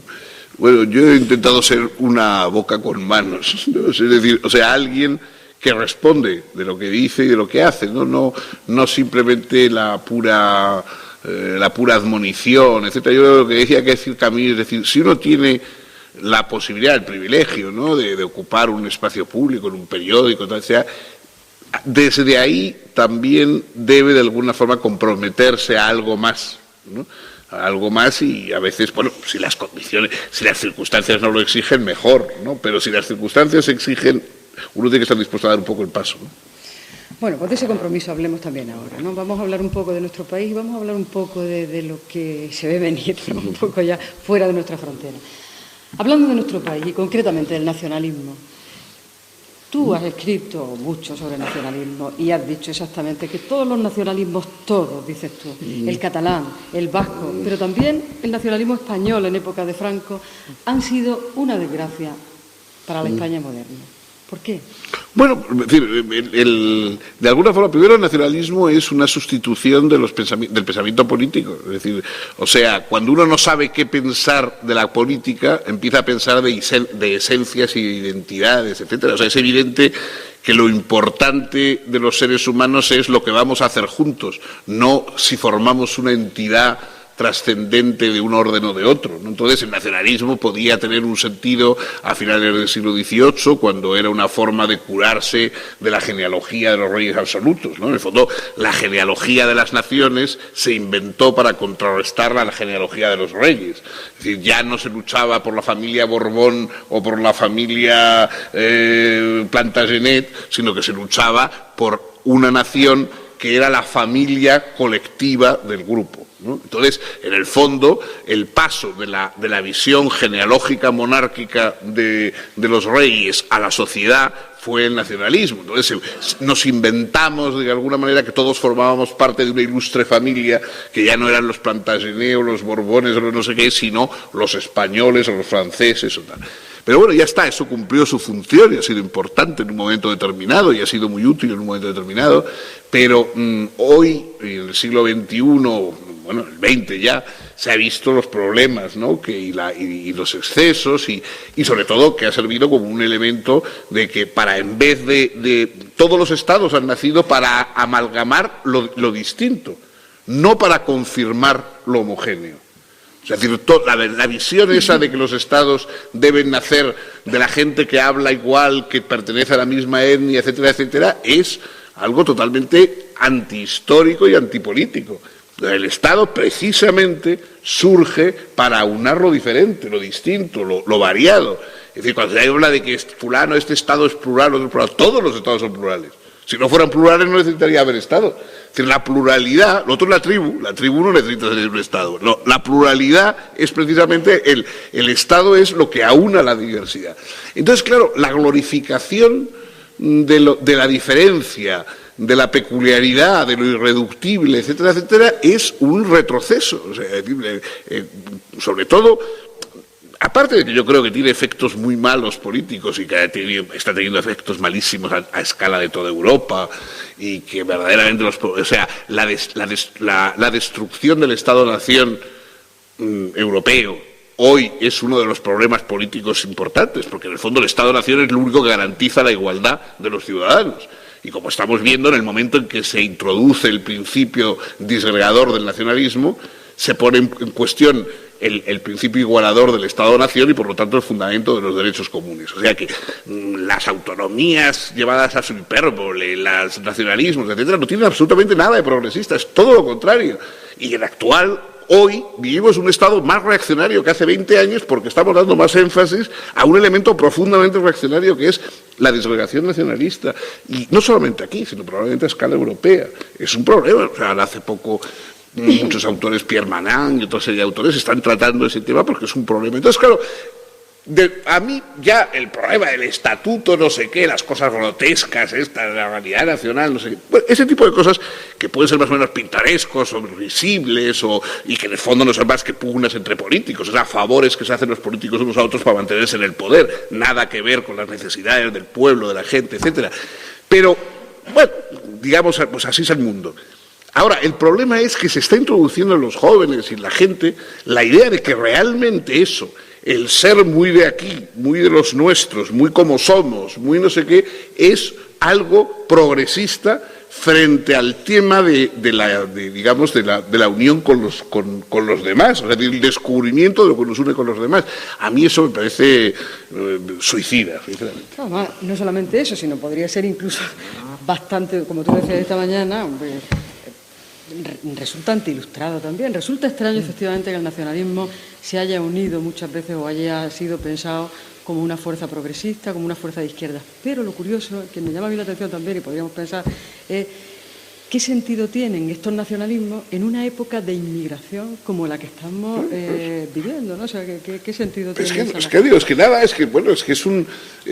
Es el mundo al revés, o sea, es decir, es que si hay pues es que es en el fondo no afrontar los verdaderos problemas, o sea, no afrontar los problemas reales, no afrontar las verdaderas cuestiones políticas, no afrontar cómo se va a pasar del Estado-nación a federaciones supranacionales que resuelvan las guerras, el abandono de los niños, la falta de educación, etcétera, etcétera. Entonces, naturalmente que desde el Estado-nación hay que pasar a algo más amplio y más complejo, más metanacional, ¿no? Pero lo que no se puede es bajar. O sea, es decir, la Europa de los pueblos es peor que la Europa de las naciones. La Europa de las naciones es mejor porque acabó con los pueblos y con las regiones, que eran disgregadores. O sea, la Europa de los estados es preferible a la Europa de los pueblos y de las regiones, aunque lo mejor sería la Europa unida en una federación paraestatal superior también a eso que hasta ahora tenemos, ¿no? Pero, en fin, el paso es ir del Estado-nación a algo estatal de más amplio espectro y no a versiones tribales por debajo de eso. Bueno, y profundizando también un poco más en esto mismo, a mí me gustaría que contaras algo de tu experiencia, porque ahí ha habido un paso importantísimo desde alguien que está comprometido con el mundo en que vive, que escribe en el periódico, hasta formar parte activa y fundar una plataforma tan importante como es la de Basta Ya, ¿no? Me gustaría que hablaras algo de tu experiencia con Basta Ya y con el Foro de Hermann. ¿Por qué ese paso? Porque hay ahí efectivamente una alianza tremenda que fue la del nacionalismo con la violencia, efectivamente, que es la que desde hace mucho tiempo has padecido tú. Padecimos todos. Yo no le he padecido más que los demás. No, bueno, eso es evidente. No sé, bueno, probablemente mi compromiso es por descuido, ¿no? O sea, yo a veces me he sentido, ¿tú te acuerdas de aquella película de Charlot, Tiempos Modernos, que va Charlot por la calle y entonces pasa un camión con unos troncos muy largos y tal, y al final de los troncos hay una bandera puesta para señalar el final del camión, como llevaban los camiones antes. Entonces pasa el camión, la bandera se cae, entonces Charlot, muy servicial, coge la bandera y empieza a correr detrás del camión agitando la bandera para que se den cuenta que se les ha caído. Entonces se vuelve hacia atrás y ve que hay cientos y cientos de personas corriendo detrás de él, ¿no? Bueno, pues yo soy el que recogió la bandera y empezó a correr detrás del camión y de pronto se dio cuenta que había muchos que venían detrás. No, lo que pasa es que, en fin, es decir, el abandono era tal. O sea, ahora no nos acordamos, ya me parece, bueno, algunos por edad y otros por amnesia selectiva. No nos acordamos de lo que fue la vida en el País Vasco en la época de los años 80, ¿no? De los finales de los 70 a los 80, cuando morían 150, 200 personas al año. Y cuando no había nadie, digamos, frente al nacionalismo medianamente. O sea, había quien le parecía mejor la violencia, quien decía, hombre, esto no puede ser, y tal, pero nada más, ¿no? Y realmente en aquel momento solamente las fuerzas de seguridad, solamente la Guardia Civil y la Policía Armada resistió frente al nacionalismo allí. Entonces, cosa que ahora queda muy mal porque todos queremos apuntarnos, digamos, el tanto. Hubo un tiempo que allí solamente la Guardia Civil, la Policía Armada y los militares resistieron frente a la presión de la violencia nacionalista en el País Vasco. Luego se fue incorporando y nos fuimos incorporando gente. Yo me uno, desde luego, entre los que lo veíamos todo desde un segundo plano, ¿no? Y evidentemente lo que había era una operación, digamos, de potenciación de la homogeneidad nacionalista por vía de la violencia, por vía de la educación, por vía de la información, etcétera, como sigue habiendo hoy. La prueba, hoy mismo, dice, bueno, ETA declara un alto el fuego, y entonces aparece Ibarretxe, no sé qué, y dice, oiga, pues entonces yo quiero una mesa de partidos y que me den la autonomía. Y le dice, bueno, pero usted, ¿por qué le voy a dar a usted nada porque ETA deje de matar a la gente? ¿Tiene usted algo que ver con ETA? ¿Es que es usted su manager? ¿Es usted su administrador? O sea, ¿por qué hay que conceder algo a los nacionalistas supuestamente no violentos porque los violentos dejen de matar? Si habrá que darle algo a alguien, se lo daremos a ETA, que es el que ha dejado de matar, no a usted. ¿O es que usted es en realidad el que hablaba en nombre de ETA?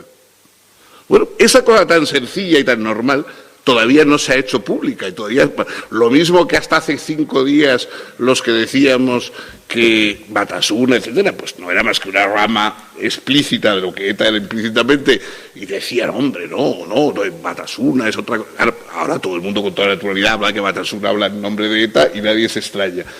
El paso siguiente es que todo el mundo sepa que lo que hoy reivindican los nacionalistas es lo que se ha estado exigiendo por medio de la violencia. Es decir, la violencia ha servido a un chantaje político. No, la violencia no es la violencia suicida tipo los islámicos, que lo que quieren es ver a suníes cuanto antes, ¿no? Esto es una cosa de otro orden, ¿no? Entonces, bueno, durante mucho tiempo eso no se dijo, no se hablaba. Es más, parecía pues reaccionario, algo así. Y por supuesto la derecha tampoco decía nada inteligible allí en el País Vasco sobre esto. Es decir, precisamente las primeras personas que se opusieron al nacionalismo violento fueron personas más bien surgidas de la izquierda, como el pobre José Luis López de la Calle, que había pasado tantos años en la cárcel con Franco, Agustín Ibarrola, etcétera, etcétera, ¿no? Entonces, bueno, ahí hacía falta que las personas que teníamos algún tipo de posibilidad de audiencia más allá de las fronteras del País Vasco, pues nos hiciéramos oír. Entonces eso fue el asunto. ¿Y tú concretamente el alto al fuego ahora, cómo lo ves? ¿Con esperanza? ¿Con escepticismo? Bueno, yo eso hoy le hablaba con los periodistas, que a mí me hace mucha gracia esto que dicen ese alto el fuego nos ha dado cierta esperanza. Hombre, mire usted, esperanza hemos tenido durante 30 años los que hemos estado luchando contra ETA, si no, no hubiéramos luchado con ETA. La esperanza la hemos tenido los que durante 30 años hemos estado haciendo cosas y luchando contra ETA y arriesgándonos un poquito porque teníamos esperanza de que acabara la violencia, esperanza de que la Constitución fuera lo que estuviera vigente en el País Vasco, esperanza de que el nacionalismo no se saliera con la suya y convirtiera todo el País Vasco en un coto para el PNV. Bueno, esa esperanza hemos tenido y por eso luchábamos. Entonces, claro, ahora la gente que antes no movía un dedo, porque decía no se puede hacer nada, esto no hay quien lo arregle, etcétera, etcétera, ahora que hay alto fuego dicen que tienen esperanza y la esperanza que tienen es que no haya que hacer nada ya porque todo se haya acabado. Eso es lo que estamos oyendo. Entonces, naturalmente que decir esperanza, hombre, claro, ETA ha llegado al final de la cuerda, no tiene más fuerza para continuar, a partir del 11... O sea, se dice que ETA lleva 3 años y medio sin causar una muerte. Es verdad, pero hace todavía 3 años intentaba matar gente. Luego, y hacía atentados que no salieron, coches que lo de Chamartín, tal y cual. A partir del 11 de marzo, del atentado del 11 de marzo, ETA deja de intentar matar, porque no tiene ya público para vender ningún atentado. O sea, a partir del 11 de marzo, ETA ha dejado de intentar matar. Sigue presionando, sigue cobrando impuestos revolucionarios, tal, pero ya ha dejado de porque ya no hay venta posible de eso. Entonces, claro, yo me creo el alto el fuego porque creo que es que no tienen más remedio, no porque sea un acto de generosidad, ¿no? Es decir, ¿tú crees, como algunos también pensamos, que el 11 de septiembre, el 11 de marzo, los atentados de Londres han dejado a ETA en pañales? O sea, no, desgraciadamente, como dijo don Francisco Franco cuando volaron a Carrero, no hay mal que por bien no venga. Pues es que es verdad. O sea, las cosas más horribles pueden tener una dimensión positiva. Entonces es verdad que el terrorismo ha cambiado de campo. O sea, decirte, antes todavía ETA era la guerrilla, Che Guevara, Franz Fanon, no sé qué, tal y cual. Ahora ya es el loco barbudo que quiere imponer a no sé qué. Entonces, afortunadamente, digamos, ya eso ha acabado, ya eso no tiene más venta. Lo que pasa es que, claro, ahora, entonces hay esa reacción de que todo el mundo, digamos, que ha vivido del chantaje político de ETA, dice, bueno, ahora hay que cobrar ahora, porque si esperamos a luego a que la gente se le olvide la violencia ya no nos van a dar nada. Entonces, de ahí la prisa en que haya mesas y que haya sillas y tal, esta especie de fiebre Ikea que le ha entrado al nacionalismo con las mesas y las sillas y las no sé qué, para conseguir ahora por la vía, digamos, del cobro, de que la gente ya se le habrá olvidado y que ya con tal de que no haya violencia, porque la gente dice, no, yo, pues que les den lo que sea, y tal y cual, como si los que hemos estado luchando contra ellos, están luchando solo porque nos gustaban. Yo creo que eso es el problema que hay ahora, pero vamos, yo no espero, hombre, digo violencia en el sentido del etarra, o sea, la bomba, el coche bomba y tal. La otra violencia, cuando hubo la tregua de ETA, hubo más de 1000 actos de Kale Borroka en el año y pico que duró la tregua. Entonces ahora ya tenemos 2. O sea, ese es el truco de siempre, es utilizar la Kale Borroka y la presión violenta de baja intensidad, digamos, para amedrentar a la gente y, por otra parte, vender cara al exterior y que ahora no matan a nadie. Porque... Bueno, pues con esto enlazamos también con otra pregunta que quería hacer, ya fuera un poco de nuestro país, ¿no? Un poco lo que podríamos llamar los retos del futuro, ¿no? La globalización, el multiculturalismo, la inmigración. Efectivamente, la globalización ha situado a nuestro mundo ante retos completamente nuevos. No siempre tienen que ser negativos, pero desde luego desconocidos hasta ahora. Se trata efectivamente de sociedades, todos vivimos ya antes, íbamos al metro de Londres, entonces encontrábamos al mundo allí, pero ya no hace falta salir de la ciudad de uno para ver de verdad que vivimos en una sociedad muy compleja, donde conviven dioses muy distintos, lenguas muy distintas, colores y olores muy distintos, porque va uno a cualquier supermercado y encuentra ya comida de cualquier sitio, ¿no?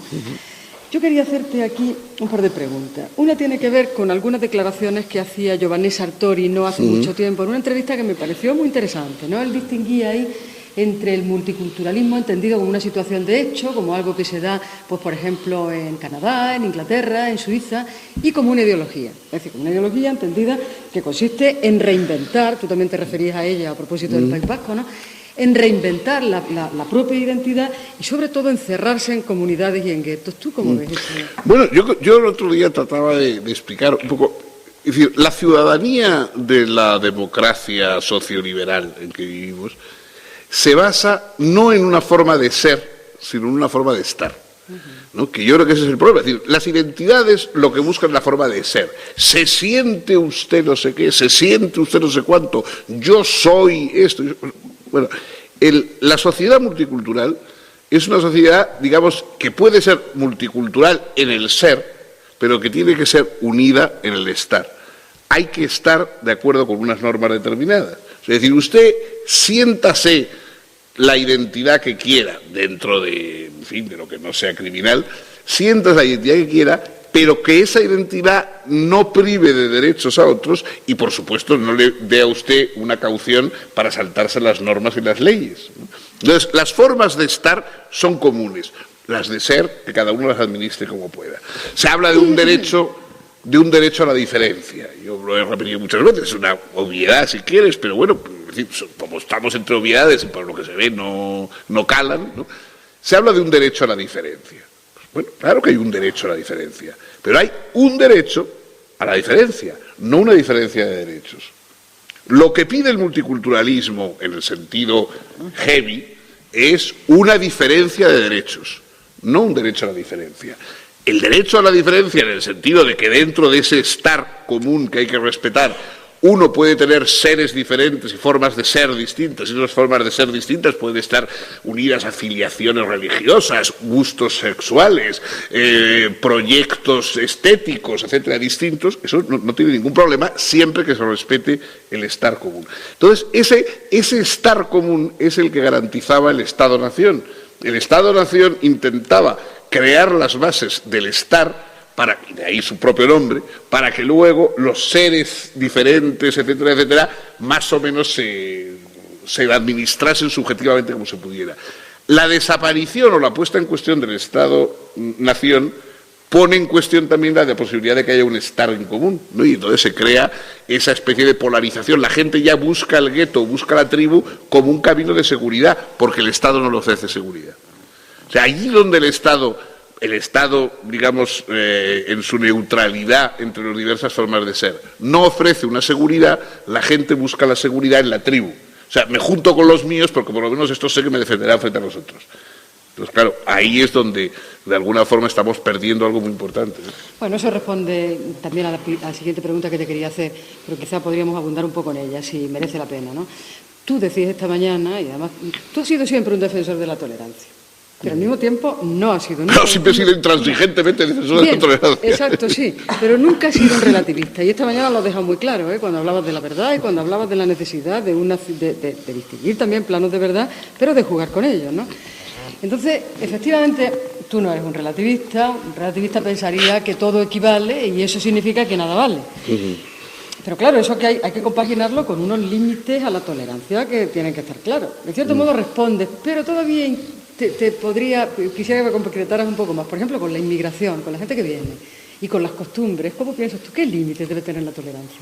Bueno, primero, la tolerancia es un lujo social, digamos, como otros. Y, por ejemplo, el hecho de que uno pueda hacer con el agua en su casa lo que quiera, ducharse 3 veces al día, beber 10 litros, tener unos peces o lo que sea, es un lujo. Si mañana en nuestros países, como en tantos otros, por desgracia, el agua fuera escasísima y dependiéramos de guardarla y tal y cual, no podría hacer todo el mundo lo que quisiera. Es decir, hay disponibilidades que dependen de una situación de abundancia, de la tolerancia, el hecho de que de alguna forma se respete con una gran generosidad lo que se quiera, lo que se pretende, etcétera. Bueno, eso está porque nuestras sociedades son estables, porque son prósperas y tal.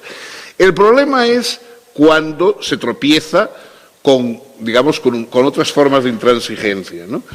Claro, nosotros decimos, por ejemplo, la religión es un derecho de cada cual. Eso no tiene duda, la religión es un derecho y cada cual tiene derecho a tener la que quiera. Pero para el fanático, la religión no es un derecho, la religión es un deber, para él y para los demás. Entonces, ese es el choque, claro, es decir, uno puede respetar la religión como derecho de los otros, pero no puede respetar al que cree que la religión es un deber que él puede imponer a los demás, como ha pasado en lo de las caricaturas de Mahoma y todo ese tipo de cosas.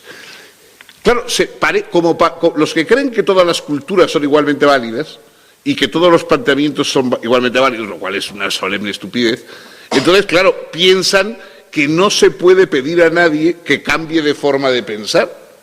O sea, lo más odiado en nuestro mundo hoy es la conversión, que antes era en cambio una cosa más buena, ¿no? Antes lo que se pretendía era dar a la gente la posibilidad de convertirse. Hoy la idea de la conversión es horrible. Y sin embargo, lo mismo que nuestras sociedades han ido convirtiéndose y transformándose y abandonando una serie de prácticas, y hoy mismo estamos luchando porque el machismo o las determinadas discriminaciones sean abandonadas por nuestra sociedad, aunque son muy tradicionales y muy seculares. Imagínate si algún marido de estos que apalea a su señora todas las tardes porque no sé, le va mal en la oficina, dijera, oiga, esto es una tradición cultural, aquí nosotros los maridos somos los dueños de la casa y la señora con la pata quebrada. Es decir, no se respetan ese tipo de cosas, porque no respetamos a la barbarie, porque no respetamos al... Entonces, ¿por qué vamos a respetarla importándola de otro lugar? Es absurdo. Es decir, si en otro lugar hay un señor que cree que las mujeres no deben conducir coches ni fumar en público, pues es un problema suyo. Pero no hay por qué hacer que las mujeres respeten semejante cosa o cualquier otra cosa, ¿no? La idea esta, que también a veces se extiende en cambio mucho a la derecha, ¿no? De que las familias tienen derecho a imponer a sus hijos lo que sea y que el Estado no puede educar o no tiene... Pues claro que el Estado tiene que educar. Claro que tiene que educar, y tiene que educar muchas veces contra los prejuicios familiares, naturalmente. Ahora hay no sé qué lío porque hace una guía sexual absolutamente inocua que ha editado el Ministerio, ha despertado unas indignaciones entre el foro de la familia. Dice, eso es una cosa que responde a la familia. ¿Por qué? O sea, ¿por qué los niños tienen que quedar prisioneros de sus familias y de sus prejuicios, etcétera, etcétera? No, señor, no hay por qué. O sea, es decir, eso puede ser y es obligación también de la sociedad el educar y el liberar a la gente de una serie de prejuicios. Entonces, si eso ocurre dentro de nuestra cultura, ¿por qué no va a ocurrir frente a otras? Es completamente absurdo, ¿no? Bueno, pues otro de los temas que quería tratar está ya sobre la mesa, el fundamentalismo. El fundamentalismo, y concretamente, pues yo sé, el islamismo radical, una de sus formas muy... yo creo que constituye sin duda uno de los desafíos y de los retos más grandes al mundo occidental, al mundo liberal y democrático, al menos desde el punto de vista ideológico, que desde el punto de vista económico sea China probablemente una cosa a tener en cuenta, pero bueno. Yo ahí quería preguntarte primero una cosa. ¿Tú establecerías alguna distinción entre fundamentalismo e integrismo? Bueno, yo eso ya te confieso que soy poco... Bueno, por lo que yo he visto, normalmente los fundamentalistas son aquellos que tratan de regresar a unos supuestos principios básicos de sus religiones y entonces quitarle todas las adherencias históricas moderadoras, por lo general, que han tenido las religiones, porque todas las religiones, digamos, empiezan fanáticas y sobre todo las religiones, eso dicen, originariamente eran peores que ahora todavía. Lo que pasa es que, claro, con el tiempo se han ido haciendo históricamente más aceptables, ¿no?, para las demás, pero vamos, todas las religiones han sido siempre fanáticas, siempre que han podido, se han hecho tolerantes por la debilidad, nada más. Entonces, los fundamentalistas son los que tratan de volver a esos fanatismos originarios que le dieron origen, y los integristas son, en cambio, los que siguen, por lo que se ve, una versión especialmente estricta o rigurosa de las creencias que tienen los demás. Es decir, en vez de esa visión laxa que siempre se ha tenido aquí, de que las 5 señoras que se reunían a hablar y tal, y aunque eran muy religiosas y de comunión diaria, pero luego todas tomaban la píldora, ¿no? Y una ocasión unas amigas de mi madre me dijo, hombre, pero vosotras que sois tan católicos, ¿habéis visto lo que el Papa dice en la píldora? El Papa está muy mayor, el pobre, ya. Bueno, pues esa es la versión, digamos, laxa, era la de que todo uno creía todo, pero el Papa estaba mayor y lo de la píldora no lo entendía. En cambio, el integrista es el que dice que la píldora y que ni el condón ni nada de nada. Eso, insisto, también pasa, no hay que irse a los islamistas, o sea, es decir, todavía el día de Jueves Santo sacaba Monseñor Carlos Amigo, arzobispo de Sevilla, un artículo en el ABC que era perfectamente integrista en todo lo que decía, etcétera, etcétera, hablando del peligro de los demonios racionales que nos privan de los horizontes radiantes que vendrían si no fuéramos racionales o si no fuéramos demonios, eso no quedaba claro. Y bueno, y que claro, la única cosa que nos hace sonreír ante eso es porque de alguna forma ya no tienen una fuerza coercitiva, pero las intenciones están bien claras y afortunadamente no tienen esa fuerza coercitiva. Si la volvieran a tener, volverían otra vez a ejercerlo como la ejercieron antes. Entonces, claro, cuando la gente dice que los islamistas, pues los islamistas, ellos están todavía en una fase de aceptar que dentro de una sociedad laica no pueden tener el peso que tienen las teocracias. Si se les dejara, de alguna forma, pues intentarían imponer una especie de multiteocracia, que es un poco lo que se quiere ahora, ¿no? Que cada religión tenga derecho a dominar, a controlar y a avasallar a sus súbditos. En el fondo, el laicismo, que tanto horror despierta, el laicismo no es más que el derecho a proteger a los ciudadanos del peso de las religiones. O sea, que así de sencillo. Bueno, esto que dices tú de tu madre, de las amigas de tu madre, me trae al recuerdo una anécdota que tú cuentas y me hace mucha gracia, que está en tu libro y que tiene que ver un poco con la pregunta que te quiero formular. Efectivamente, el islamismo tiene una relación muy extraña con la modernidad, porque por una parte un rechazo de la modernidad visceral, pero al mismo tiempo se aprovecha de los métodos que tiene la modernidad, de la técnica, efectivamente. Sí, efectivamente, y ahí probablemente lo que tendríamos que hacer es cambiar un poco con lo que tú decías esta mañana, el término de civilización por cultura, pero bueno, teniendo en cuenta esa flexibilidad.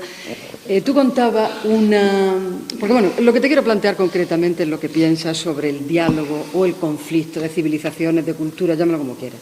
Pero me recuerda esto una anécdota que tú contabas en la autobiografía, que si no recuerdo mal era del Guerra, el Guerra que estuvo una vez en Bilbao toreando, y entonces cuando estaba allí en la Plaza de Toros de Bilbao se le acercó un periodista y le dijo, Santander. Dice, maestro, ahora que está usted aquí en Santander y que está tan lejos Sevilla, ¿ahora qué piensa usted de Sevilla?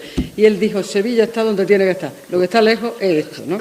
Bueno, pues entonces decía que en cierto modo aquí el conflicto y el diálogo, yo la verdad es que a uno ve diálogo y voluntad de diálogo por todas partes, pero se necesitan dos, como decía aquel, para bailar un tango.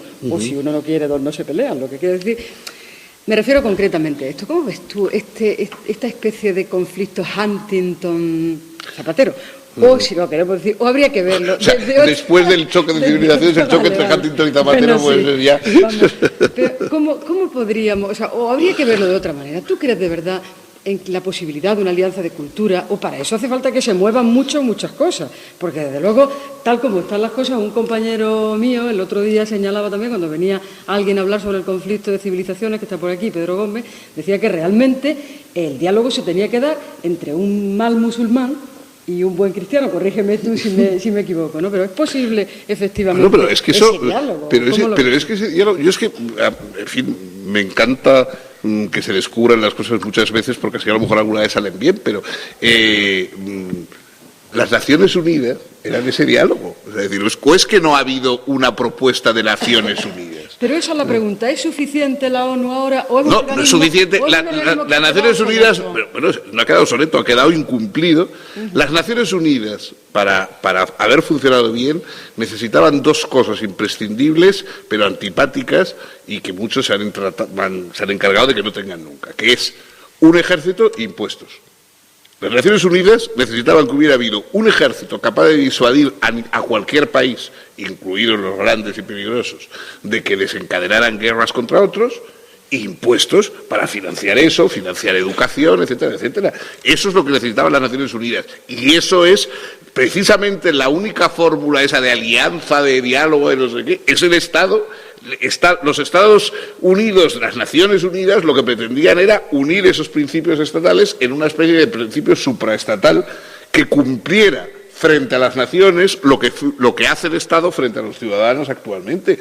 El diálogo, ¿cómo va a crearse un diálogo entre posturas que no son racionales? Si las posturas son racionales, entonces el diálogo no se hace entre las religiones, sino entre las personas que no se las creen del todo. Es decir, si tú no te crees del todo la religión, puedes hablar con otros que tampoco se la crean del todo y ponerte de acuerdo en un término medio. Los que se creen de verdad las cosas y creen en los demonios racionales como Monseñor Amigo, entonces no pueden hablar con los demás, porque esos demonios racionales son los únicos que nos permiten relacionarnos con los otros en un plano de lo que todo compartimos. Las supersticiones, cada cual tiene las suyas, lo que compartimos es la razón. Entonces, por eso, todos los diálogos se basan en la razón, y todos los intentos de superar las divisiones de los estados y de las naciones es intentar crear estructuras abstractas, racionales, como las Naciones Unidas, como un Tribunal de Justicia Internacional, etcétera, etcétera, que no se ponga a discutir disquisiciones teológicas, sino que marque pautas de estar juntos frente a los seres variados que hay. Y entonces, pues todo lo demás, pues es ganas de tocar la música, ¿no? Claro, una autoridad mundial de esas características, si se dieran efectivamente, si hubiera un ejército, hubiera unos impuestos, pues esa sería la forma, efectivamente, de hacer frente a uno de los peligros que estamos viendo continuamente en los periódicos, y sobre todo en los últimos días, ¿no?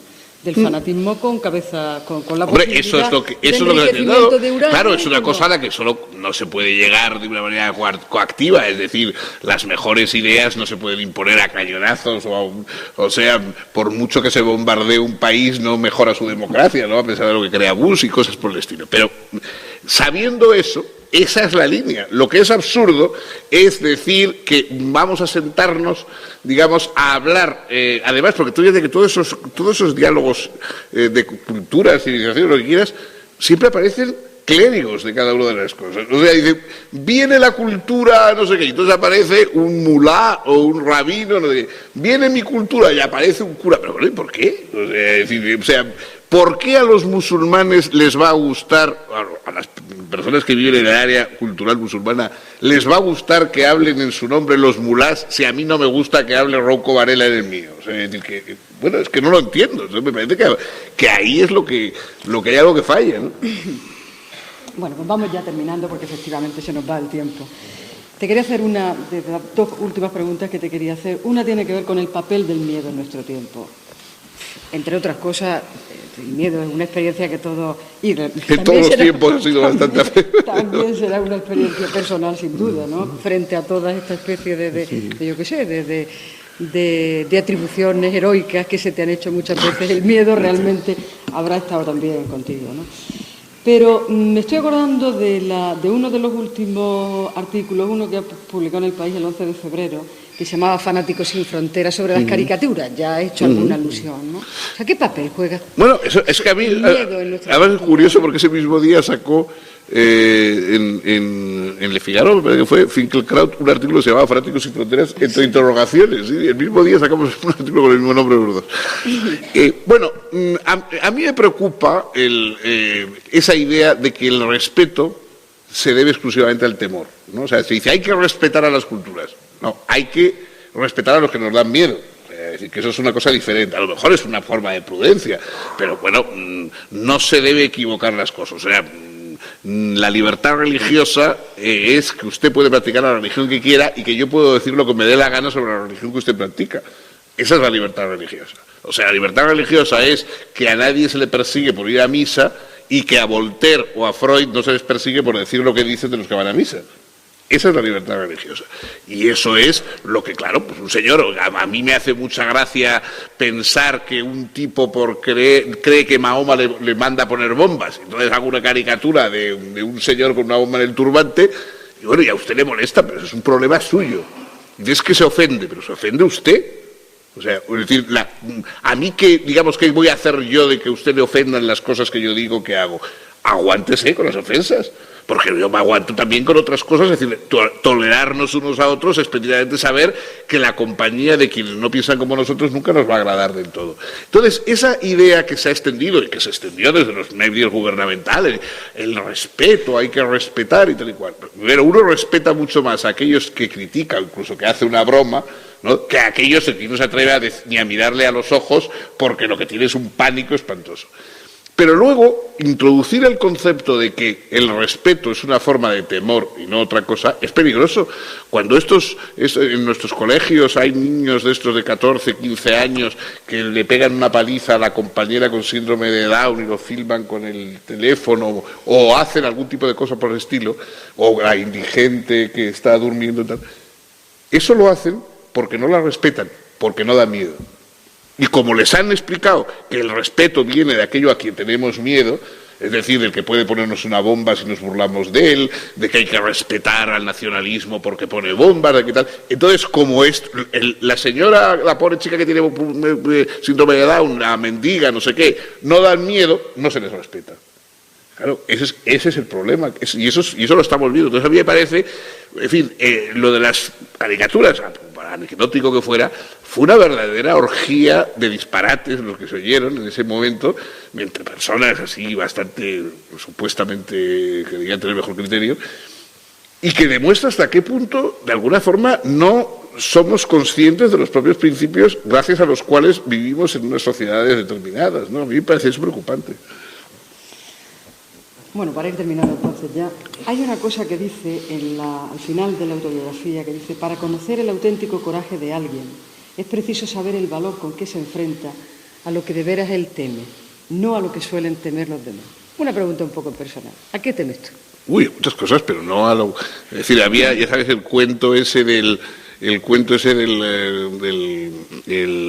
conejo que se burlaba permanentemente del oso y del zorro y no sé qué, y les hacía todo tipo de bromas y de trampas, hasta que por fin el oso y el zorro le cogen al conejo y le van a castigar, y están pensando despellejarle, no sé qué, y entonces el conejo pues dice, bueno, cualquier cosa, lo que queráis, menos tirarme las zarzas esas que hay tremendas ahí, por los pinchos, porque eso es lo más horroroso, yo hacerme con lo que queráis, pero no me tiréis a las zarzas y todo igual. Y entonces otro dice, con queso, pues entonces, ¡pum!, lo tiran a las zarzas, y el conejo dice, yo he vivido toda la vida entre las zarzas, y aquí precisamente es lo que vosotros no me podéis coger y yo me escondo. Bueno, eso es una prueba de que, claro, uno puede equivocarse respecto a lo que asusta. Entonces, hay gente que como no te asustas, digamos, ante pues el tipo que te dice que te va a pegar un tiro si no te arrodillas ante él, piensa que no tienes miedo de nada, y no, a lo mejor tienes mucho miedo ante otras cosas. A mí, por ejemplo, los sufrimientos y el dolor de la gente a la que quiero es lo que más me asusta de todo, ¿no? Es decir, eso es lo que más me preocupa. Y una enfermedad, una angustia que veo en la gente que quiero me causa un trauma, ¿no? O la agonía de un amigo, de alguien al que yo quiero, eso me traumatiza muchísimo. En cambio, pues otras cosas que a la gente le da miedo, a mí no me dan miedo, ¿no? No sé, depende. Bueno, pues yo quisiera terminar con una cosa opuesta al miedo, que sería un poco el humor, la alegría. Tú siempre has puesto de manifiesto, ¿no?, que realmente ninguna dictadura de ningún signo aguanta o soporta el humor. Yo diría una cosa, después de escucharte otra vez, después de haberte leído, después de muchos años que te conozco, bien por lectura o bien por coincidencias en tantas cosas y tantos encuentros felices y afortunados, ¿no? Yo diría que el denominador común de lo que escribes, que es lo que yo conozco, porque realmente de lo que escribes, yo creo que el denominador común en lo que haces habría que buscarlo en eso, en la búsqueda de la alegría, en la búsqueda del humor. Y me parece que algunas veces ha fallado, ¿eh? Yo recuerdo 2 veces concretamente, que yo sepa, en los que eso te ha fallado. Recuerdo, por ejemplo, sí, pero que eran muy visibles, ¿no? Recuerdo, por ejemplo, el artículo que tú escribiste cuando murió Yu, que a mí me llamó mucho la atención, que era un escrito donde efectivamente ahí no había posibilidad de humor. Eso debió ser por el año 2000. En 2000 al final, sí, en diciembre del 2000. Sí, y luego recuerdo un artículo también que a mí me llamó mucho la atención, porque si no hubiera sido porque estaba allí tu firma, tampoco hubiera pensado que era tuyo, pero claro, también las circunstancias mandaban ahí, que era el artículo que escribiste en El País el 12 de marzo de hace 2 años, ¿no?, del año 2004, después del atentado de Atocha. Sin embargo, a mí me parece que el hilo que vertebra tu vida, y otra vez lo veo ahora, ¿no?, después de un poco tiempo sin verte, que el hilo que vertebra tu vida es, yo no sé si se lo debes a tu madre, como tú dices, porque lo dices también de alguna forma, es esa alegría y ese humor, ¿no?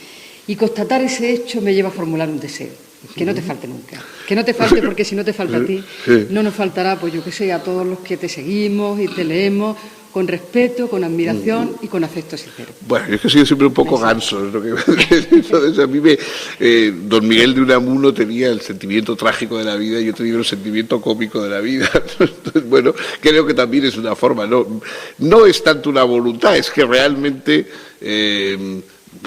me sale, digamos, pero me sale quizá como autodefensa, ¿no? Hace un tiempo estaba dando una conferencia en un colegio mayor en Madrid y se me acercó un chico de la edad, claro, de mi hijo, y me dijo, mira, mi padre era fulano tal, que estuviste en la cárcel con él, ¿verdad? Y me acordaba muy bien de él, era el delegado de medicina entonces, y ahora es un médico famoso en una ciudad española, y me dijo, y mi padre nos contaba, y dice, siempre nos contaba lo que le hacías reír en la cárcel. Eso fue el mayor elogio del mundo, el que yo recordara que le hacía reír en la cárcel. Bueno, pues yo he intentado hacer reír en la cárcel. Pues también nos ha hecho pasar un rato muy agradable, así que te damos las gracias y ha sido un placer poder hablar contigo. Bueno.